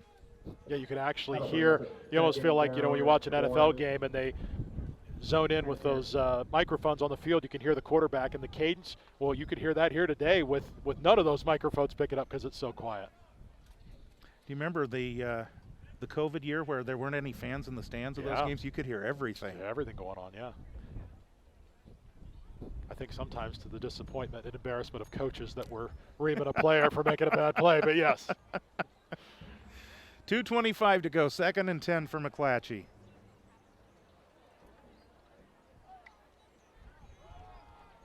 And that's going for a negative play as well. Looks like that one kind of was a little slow to develop as the snap came back to Barnes, and Hernandez Hartman is dropped for a loss on the play of about 3 yards. So that'll be 3rd down and 14. He sent a blitz there with Budenbender, and then Keogh came in too, and they had got in on that together. And their buddies outside of the football field, so that's always fun too. Makes it easier, I think, to kind of, of course, you need to be able to work with everyone, but when you're buddies, you probably get together and you work on some of that stuff exactly in the backyard a little bit too. Yeah, exactly. So. Barnes under pressure. Gets free. He's going to heave it deep. He's got a receiver there and an interception. And that one is Kai Brown. So for Kai Brown, that is his 4th interception of the season. Caught that on the run and just took it right out of bounds. Great job by Kai Brown. And so that puts Bella Vista at their own 38-yard line with 1:29 to go. 1 minute, 29 seconds to go. And we'll see what happens next here in this next minute and a half for the Broncos.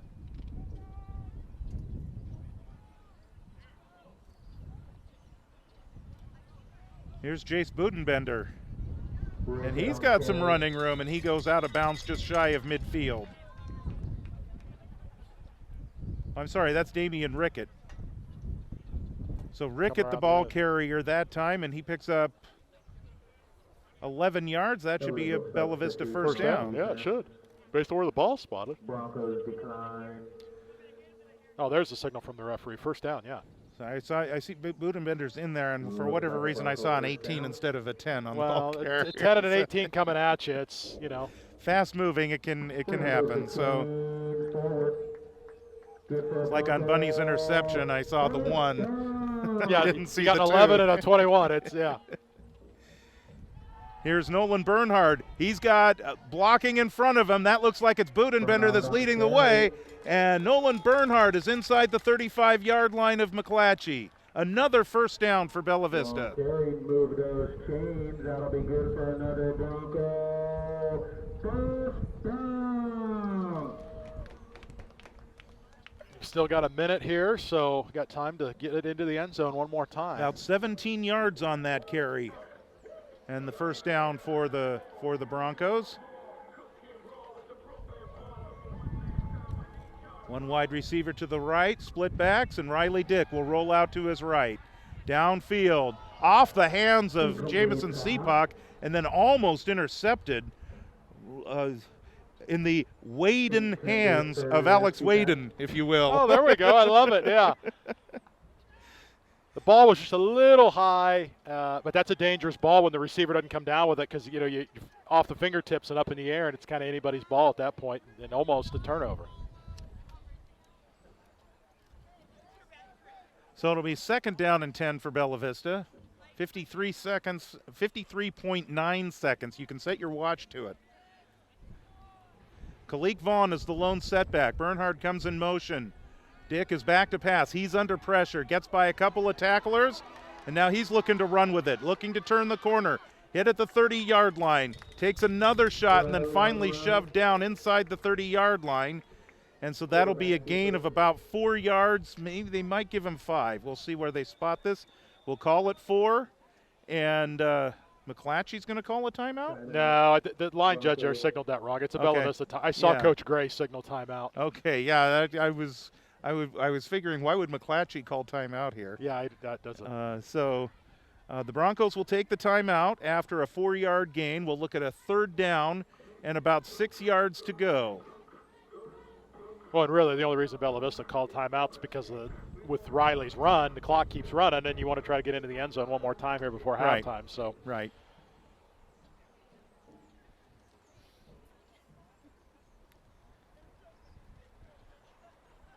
So the sun right now is moving right behind a tree that is right up here next to the press box, providing us with a nice bit of shade right now. Yes, it is. It's a beautiful day. I mean, it is a perfect day.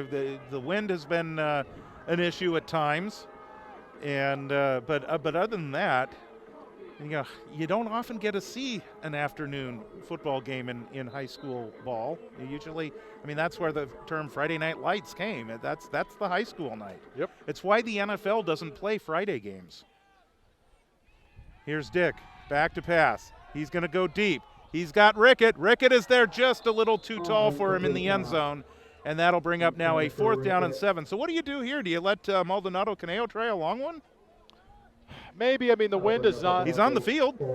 Well, and I just saw Max Keogh with his gloves off, which means he's snapping the ball, which means we're going to try a field goal. Oh, so Max is he's the the deep long snapper. snapper. Okay. Yeah, so if you see, he wears gloves because he's a linebacker, but if those gloves come off, we're going to. Was he not wearing them when he played center earlier this year? He only wears one. Okay. But he snaps with 2 hands when he long snaps. And so I gotcha.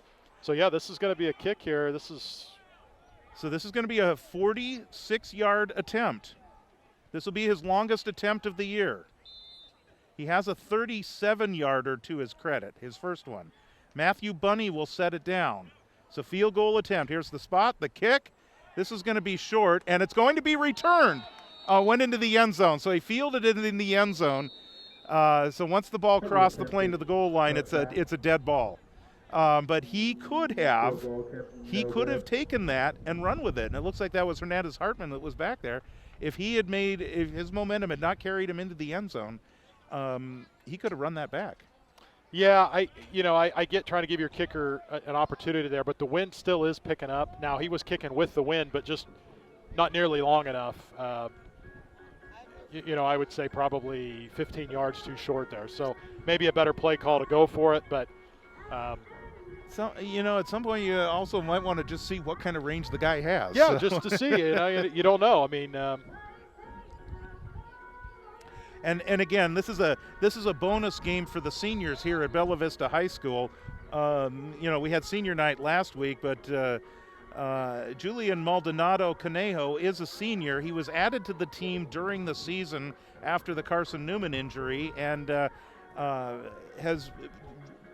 did try a long field goal before the Aaron Mora injury, but Aaron continued to kick the extra points. But after Aaron got hurt, then Maldonado Conejo has been doing all of the place kicking. Here's a 1st down. Looks like they go with a reverse, and the ball is loose, and Bella Vista has recovered at the 10-yard line. So when it rains, it pours. Man, yeah, Devin Crichton all over that to hop on the ball, get that fumble recovery. Good job to him. And Broncos are going to get another shot at it here. So McClatchy, I think they tried to get a little too cute there with the reverse, and it did not work their way. And so the frustration will continue for them. 15 seconds to go. And so your Bella Vista, I think that, in fact, I hear people calling Julian So they're getting him up to the line of scrimmage because there may be another opportunity here. That's right.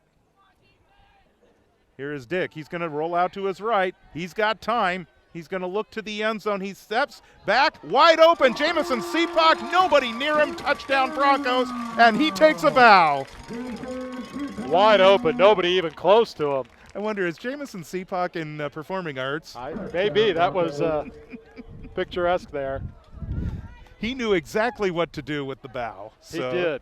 Well, and with that score, that's going to make the second half of this game accelerated. Now that they're up by 35 points, it'll be a running clock in the second half, and right. Probably give some opportunity to some other folks. And just like that, just like we suspected, Maldonado Caneo's needed again. Exactly, he is, yeah. So that beautiful pass play, 15 yards on the play. Maldonado Caneo puts it through, and so Seepak has a 15-yard reception.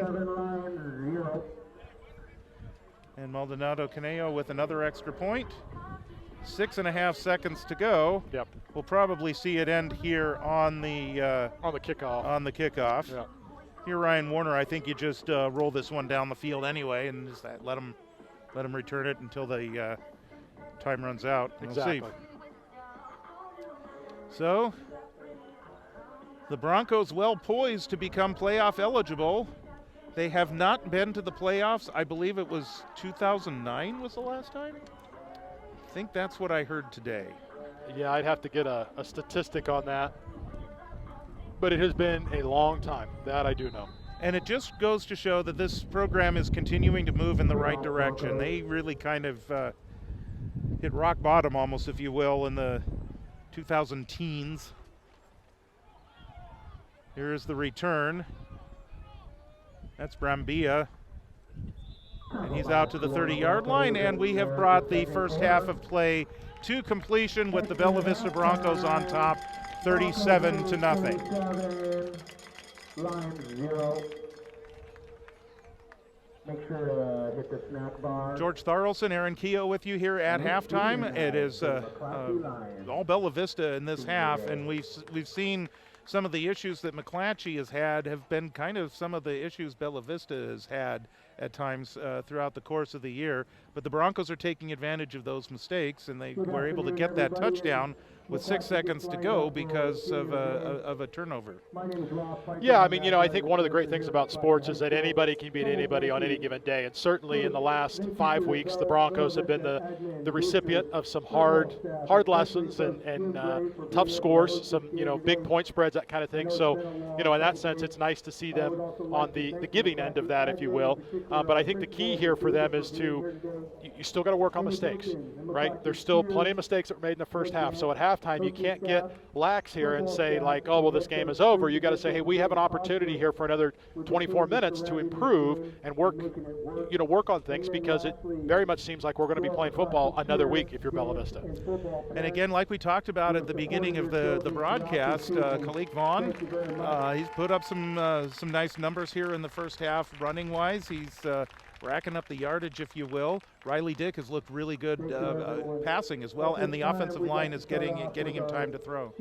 Yeah, I mean, it's there's a lot of things that are falling in the right spot, and I always look at games like this where maybe from a competitive standpoint it isn't quite as competitive on the scoreboard as you would like, but you can focus on things that you're doing well. Hey, offensive line, you're doing great in pass blocking coverage. Hey, offensive line, you're doing great for your running backs to be able to run. Khalik, you're doing great keeping your feet moving. Nolan, you're doing good bouncing to the outside. On the receiving end, hey, Damien, you're going up getting the ball. J-Mo, you're going up getting the ball. And then on the defensive side of the ball, I mean, this is really fun to watch when you've got linebackers that are filling gaps, you've got defensive linemen that are in the backfield making plays, recovering fumbles, and the pass coverage even got tightened up as the first half went, which was impressive. So just all around, really good job by the Broncos.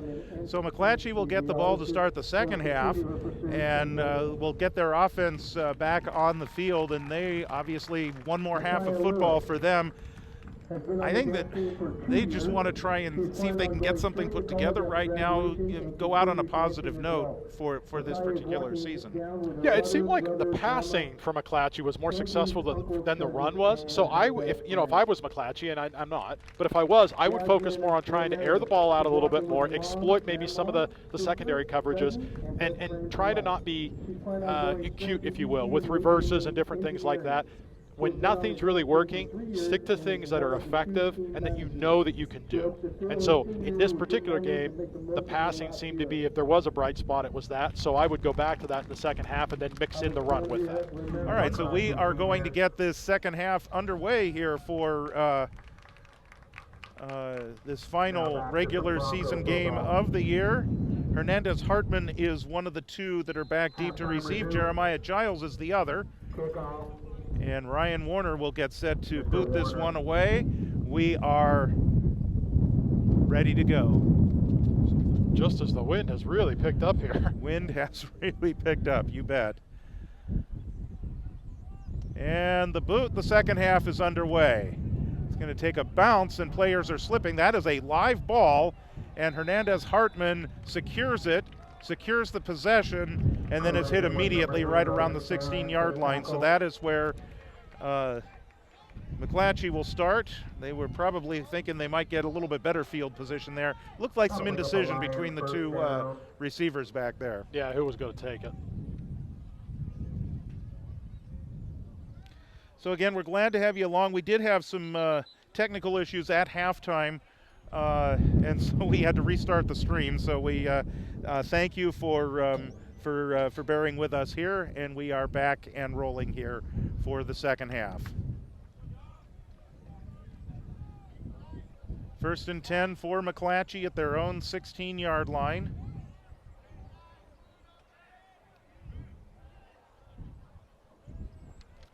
Barnes continuing at quarterback. Vista showing a little stunting at the line of scrimmage. And the pass is incomplete. The intended receiver, make sure I have that number correct. I've got a 36, and I don't have a 36 on the roster. So I know that they may have called up some JV players as well. So that could be, or somebody's just wearing a new number today. Well, we are in the running clock. That was an incomplete pass, but the clock continues to run. And as far as substitutions go, I see J-Mo, Damian Rickett, Max Keogh, Jacob Disney-Taylor, Kai Brown, all on the sideline for the Broncos, and they normally would be in there on defense. So good to be giving some other folks an opportunity here in the second half. They do have the opportunity. 2nd and 10 from the 16. Snap over the head of Barnes. He's having trouble holding on to it. He's hit right at the goal line, and he is going to make his way out of the end zone. He's going to be dropped right at the 1-yard line. Ball on the 1-yard line. I can tell you that Xavion Barnes' rushing statistics don't look good right now. No, they do not. That is going to be a loss of 15 yards on the play. Yeah, he's definitely well into negative yardage. So it'll be 3rd down now and 25 yards to go. And the wind's really kicking up on this late October fall afternoon. Definitely fall in Northern California. Barnes out of the shotgun. He's going to swing the pass left side. The receiver is made. The reception is made. They're going to say he had his knee down at about the 1-yard line when the reception was made.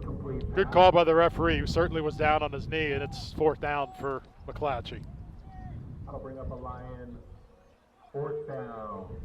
So now it'll be 4th down. They're going to mark it. Again, that pass play went for no gain. It is a completed pass for no gain.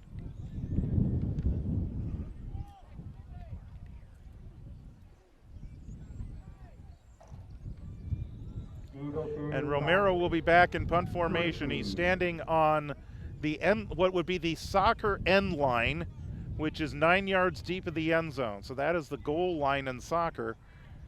He's just past it. He's got to make sure he doesn't step on the white line. Otherwise, we might see another safety. Here's the snap, And here is the boot. And a fair catch is being called for, and it may have been touched. That would be a live ball. And it is recovered by McClatchy, and it is going to be McClatchy ball. Breedlove fell on it. The receiver for Bella Vista, 26. He said that, well, he's arguing that he called for a fair catch, but that doesn't matter. He touched it, and so that's a live ball. He went to block thinking the ball would be down. Correct. And yeah, that's just a mistake. Just because you called for fair catch, you still got to go cover that ball when it touches you. So it'll be 1st and 10 now for McClatchy. They get a break at the 40-yard line. And we'll see what they can do with it. They get themselves kind of out of a heap of trouble that they were in before. Here's Hernandez Hartman. Hernandez Hartman all the way down to the 21-yard line. And we're able to see more of what made him the leading rusher on this team. So that's a run of 19 yards for Hernandez Hartman and a 1st down for McClatchy.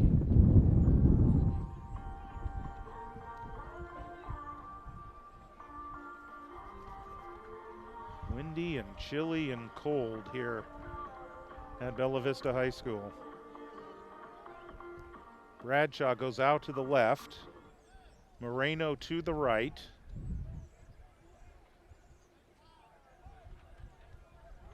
And here's Hernandez Hartman on 1st down. This time he stood up right at the line of scrimmage and dropped for no gain. So it'll be 2nd down and 10 for McClatchy. Well, and that stop there was 28, who's Dom Ferrarini, who's one of the JV players getting an opportunity to come into varsity game. So big deal for him to get his first varsity tackle in his career.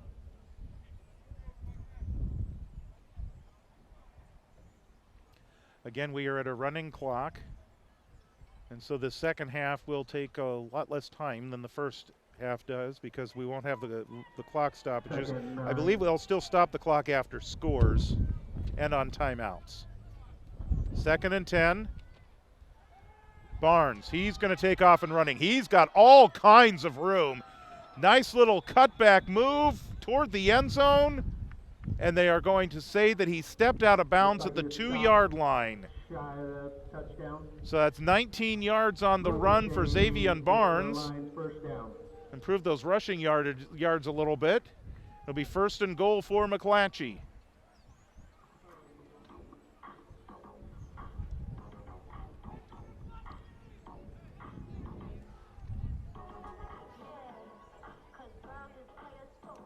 So they will line up now with Giles and Hernandez Hartman in an I formation set.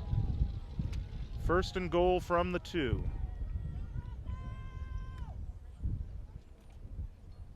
Bradshaw will come in motion to the left. Hernandez Hartman with the carry. He stood up at the line of scrimmage, and he is dropped right there. Stopped at the line of scrimmage. Good job by the defense, standing up the offensive lineman, enabling them to get through to the receiver, to the running back, and stand him up for no gain. And a host of players coming in. Looked like Nathaniel DeLucci was among those that were there. 3 yards to go. So it'll be 2nd down and goal. The ball is now at the 1-yard line. They do give him credit for a yard on that play. So the same I formation set.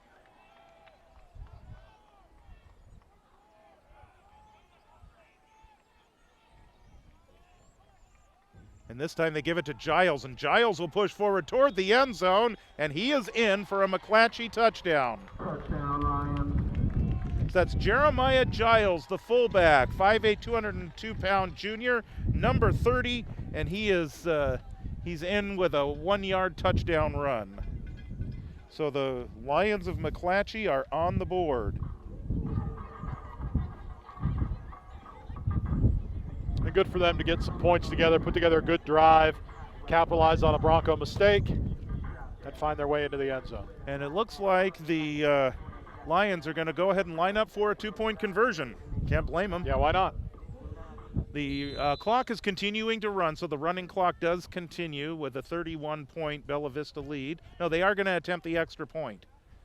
So the extra point will be attempted by Daniel Arciniega Gonzalez. And now a flag on the play, offside on Bella Vista.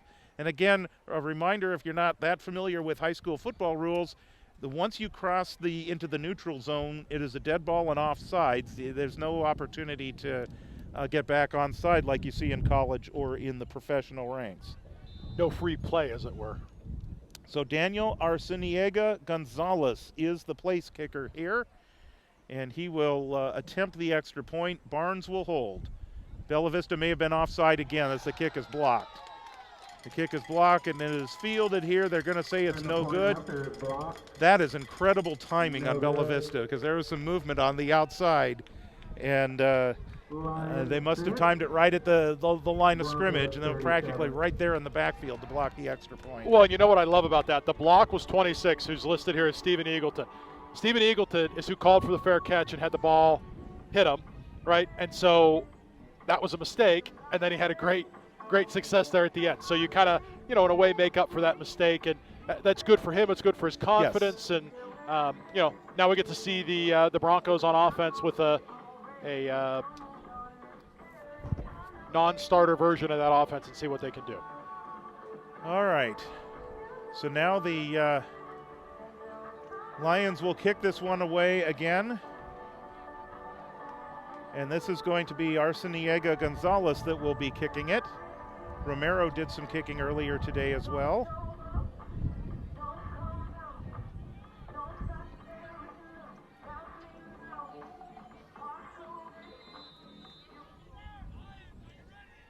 And the ball, I guess that was bound to happen with all the wind today. The ball would come off the tee. Surprised it hasn't happened so far. Yeah.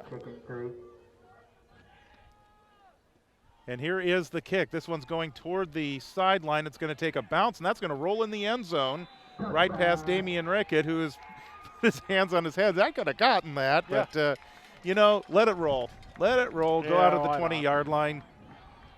Lions kick to the end zone. Touchback. That'll bring the ball out. So the clock is continuing to run. We're actually down to a minute and a half to go here in the third quarter with the running clock. Those two McClatchy possessions in succession of each other after the punt turnover took up a lot of time, and now here are the Broncos. We'll get into the fourth quarter here before this drive comes to an end, most likely. Well, you might wonder, why would you have Damian Rickett in as your returner if you're kind of substituting people in? But there are certain positions where you need a key person in for. And here goes Foster. Foster on the carry. Foster, I think that's his first carry of the season. Yep.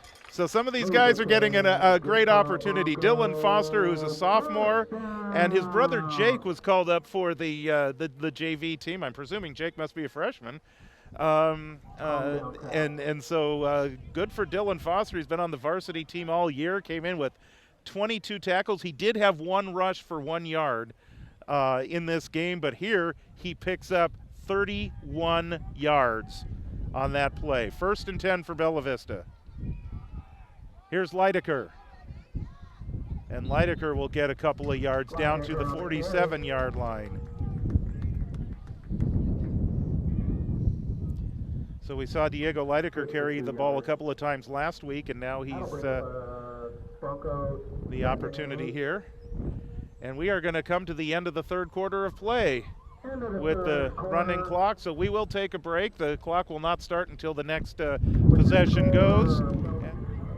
That was a very, very quick third quarter of play. So fourth quarter should go just as quickly. Yeah, just as quick. Yes, exactly. So we've talked a lot about the Broncos and the fact that not that long ago they were in consecutive 0-10 seasons. This this is now set up to be their second consecutive 4-6 season. So the second consecutive year where they are eligible for the playoffs. They didn't get the nod this year. They may be getting the nod this year. But again, it's just a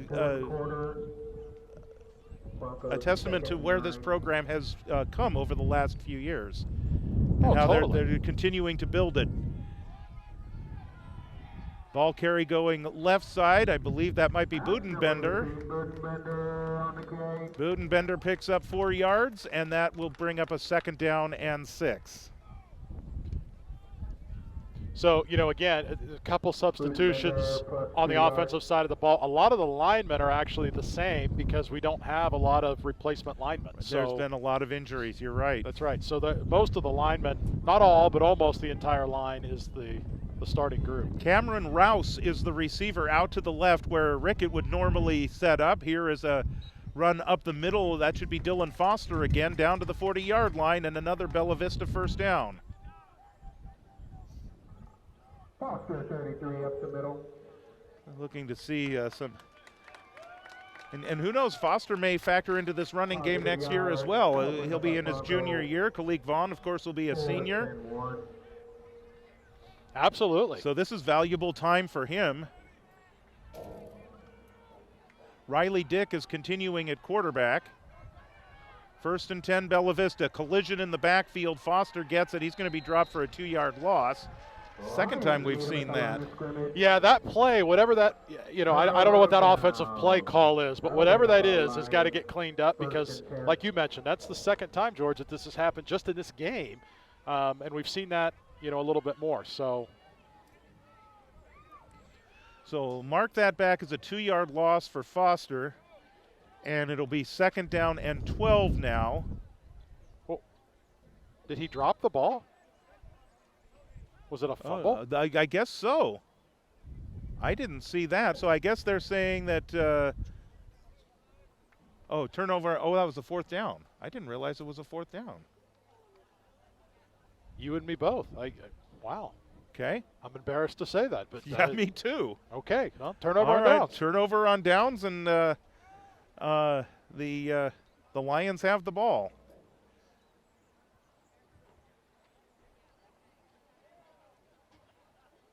All right, so 1st and 10 from the 42-yard line. And it looks like the Lions are bringing in some reserve players as well. I would say that number 33, who just carried the ball there, is probably one of their JV call-ups. And my guess is the JV home uniforms are white pants with red jerseys. So again, giving people the opportunity, and it looks like we're going to get a timeout call. Oh, we have an injured player here. Yeah, that's Damian Washington, number 9. So that brings us to 9:16 to go. They will stop the clock for the injured player. So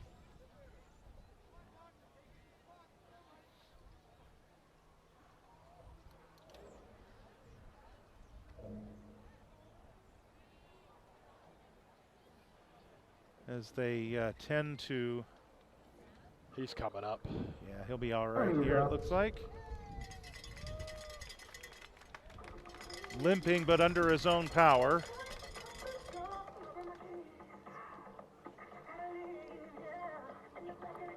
Might have just got hit funny.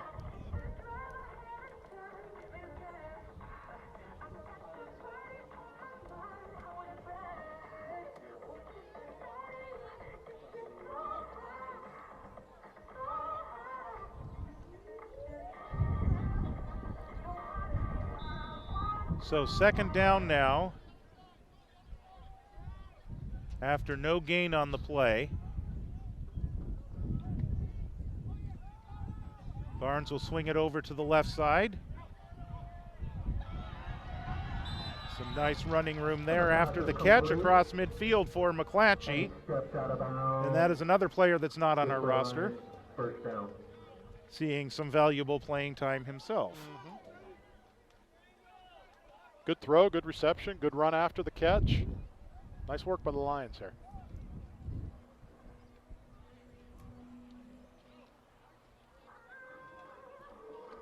Brendan Josue going in for Donovan Williams as a substitution there for the Broncos.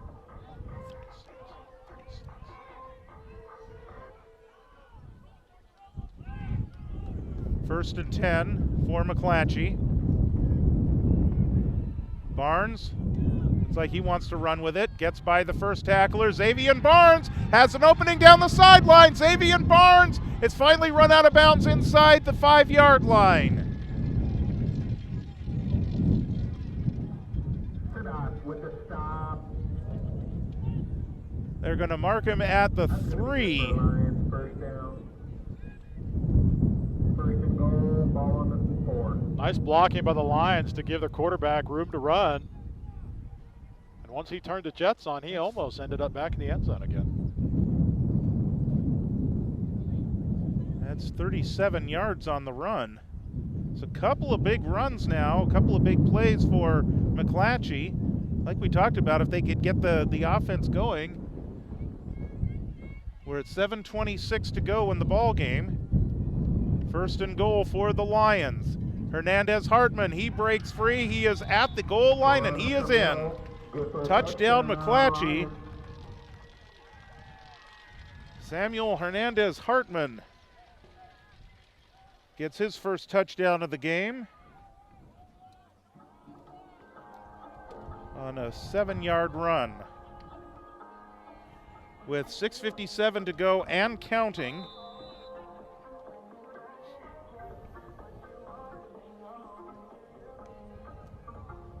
So Bella Vista hasn't really seen the ball much here as far as the offense is concerned in the second half, with the running clock, the fumbled punt, and then the turnover on downs. Looks like McClatchy's going to go ahead and call a timeout. They are lining up for a 2-point conversion. So the clock is stopped at 6:26 to go. A successful 2-point conversion makes it 37-14. And gets back to our question about, can you decline to the running clock? And maybe had they not. Well, they wouldn't, because, the reality is when I look at the sideline and I see the number of starting varsity players that are not in on offense and defense, that is the difference here. And so, I know that can be frustrating. If you're in the stands, that can be frustrating if you're following along via YouTube with us today of like, oh my goodness, what is going on? But the reality is we're giving a lot of players a lot of different reps here on the offensive side of the ball and the defensive side of the ball. And simply with a couple substitutions in, we would go back to what we saw in the first half. So it's frustrating, but it is part of the game, and it does keep the score from getting out of control and crazy high. So McClatchy will line up for the 2-point conversion. Kind of the classic power I, and it looks like it's Romero that's back deep in the power I formation. And they're going to give him the ball. Cesar Romero rumbling toward the end zone for a 2-point conversion.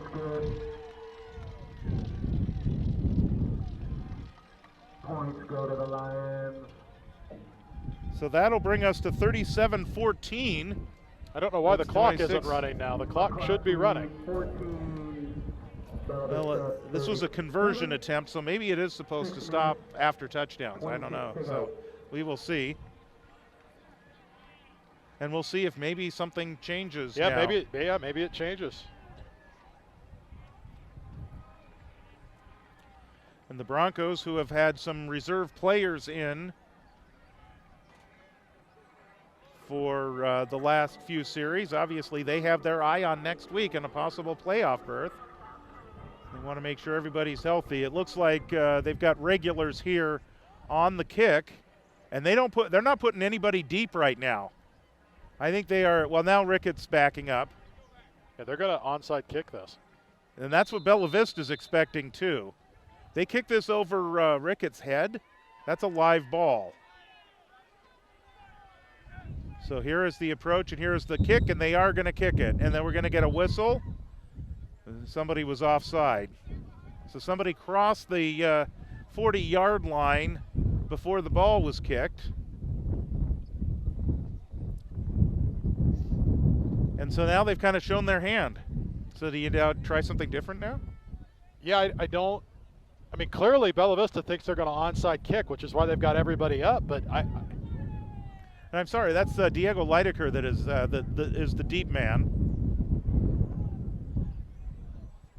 Yeah, but I see Kai Brown, Matthew Bunny, Logan Farron all on the front row. The hands team, if you will. Yeah.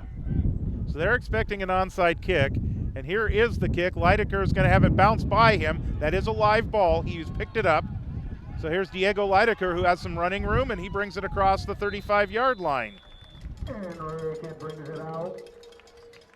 So 6:15 to go, and the clock is continuing to run. That'll bring up our Bronco first down. So the Broncos will have the opportunity here to maybe chew up some clock. Expect them to run the ball. We're going to call the line of scrimmage the 37-yard line.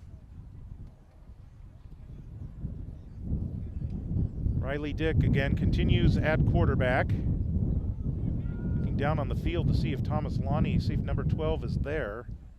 He may not be an option for this game, so they may not have an option.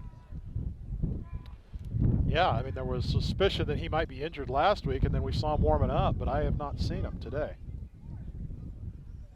Well, and again, there might have been some scheduling issues for some of the players today with the game being moved to Saturday. Correct.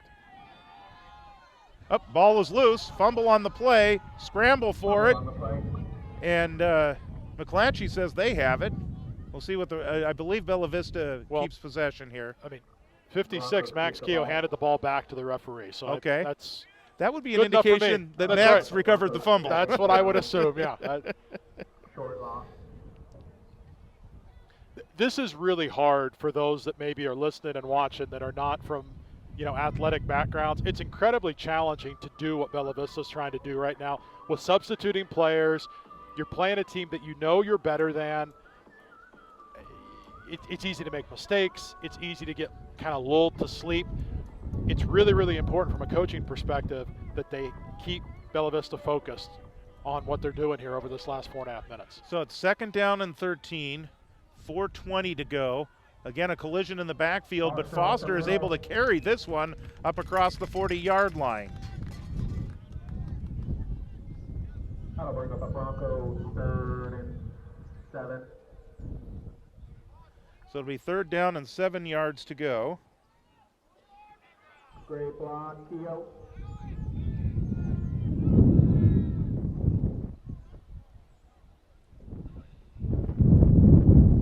Hear the wind again. It's just howling. Yeah, it's really gusting here.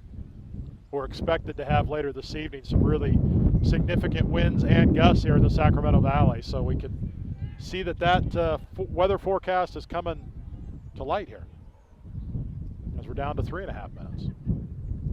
Clock continuing to run, and Bella Vista again taking their time here. Flag on the play, Probably a delay of game.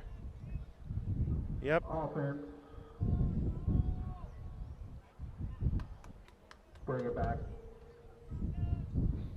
Again, just a mental mistake.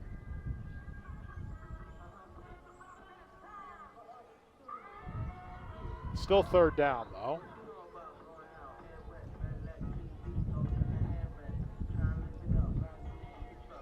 And all that does is keep the clock running. Yeah, I mean, it gives them more time. And I think the Broncos are just content on just letting this clock run down as much as they can without running any plays. that's what it would seem. Keep people healthy. So 3rd down and 11. It looks like that might be Damian Rickett getting a carry out of the backfield. And he's got a 1st down for Bella Vista inside the 40-yard line of McClatchy. Move the chains. That's good for a Bronco. 1st down. So again, a nice run for Bella Vista. Now we've got a stoppage. Timeout.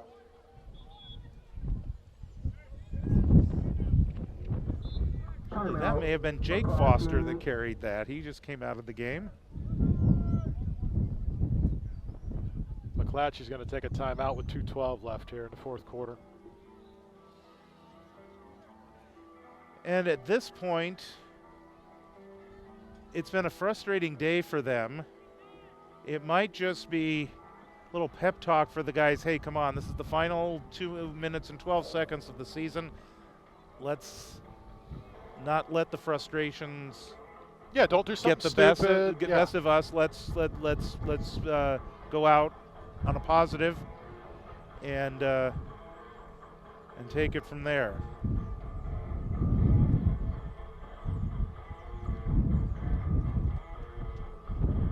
So it'll be 1st and 10.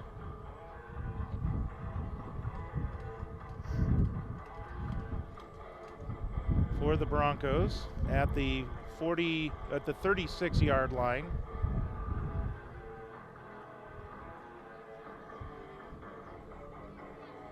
And we've got 2:12 to go in the ball game here and in the regular season.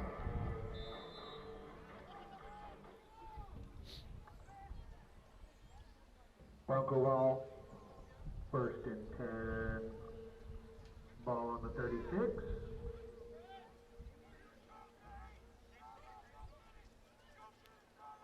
Foster is the lone setback, and they give this one to the motion man, who's got some running room. Bunny on the carry. Matthew Bunny with the carry, one of his first carries of the game. There is a flag. It's going to be a horse collar. It's going to be a horse collar tackle. And that will just add. Yep. Personal foul, horse That will collar. add more to the run there for Matthew Bunny. Well, Matthew Bunny has an interception in this game on defense, but that's his first carry of the game.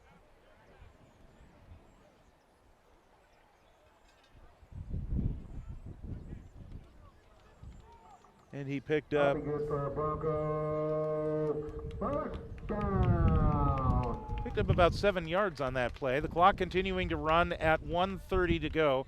Bella Vista, if they want, could just go ahead and take a knee here, I think, at this point, and then that will bring the game to an end. Yep. It's entirely their call as to how they want to do, as they are the team on offense.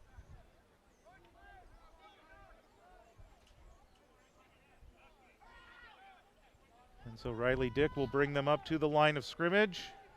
And they've got 2 players in the backfield very close up. So it looks like that's exactly what they're going to do. Dick takes the knee. He'll need to do that probably one more time. And the 2023 high school football season will come to an end at a place we didn't expect it to come to an end. No, we did not. Here at Bella Vista High School, at least the regulars, that's speaking of the regular season. So we'll need probably one more snap to bring this one to an end. And then we will be done for the 2023 season. So the playoff pairings will be announced tomorrow. We'll see if Bella Vista gets that matchup and the trip to Merced that we're speculating on. But this one, according to plan, as far as the score is concerned, and they give this one to Rickett.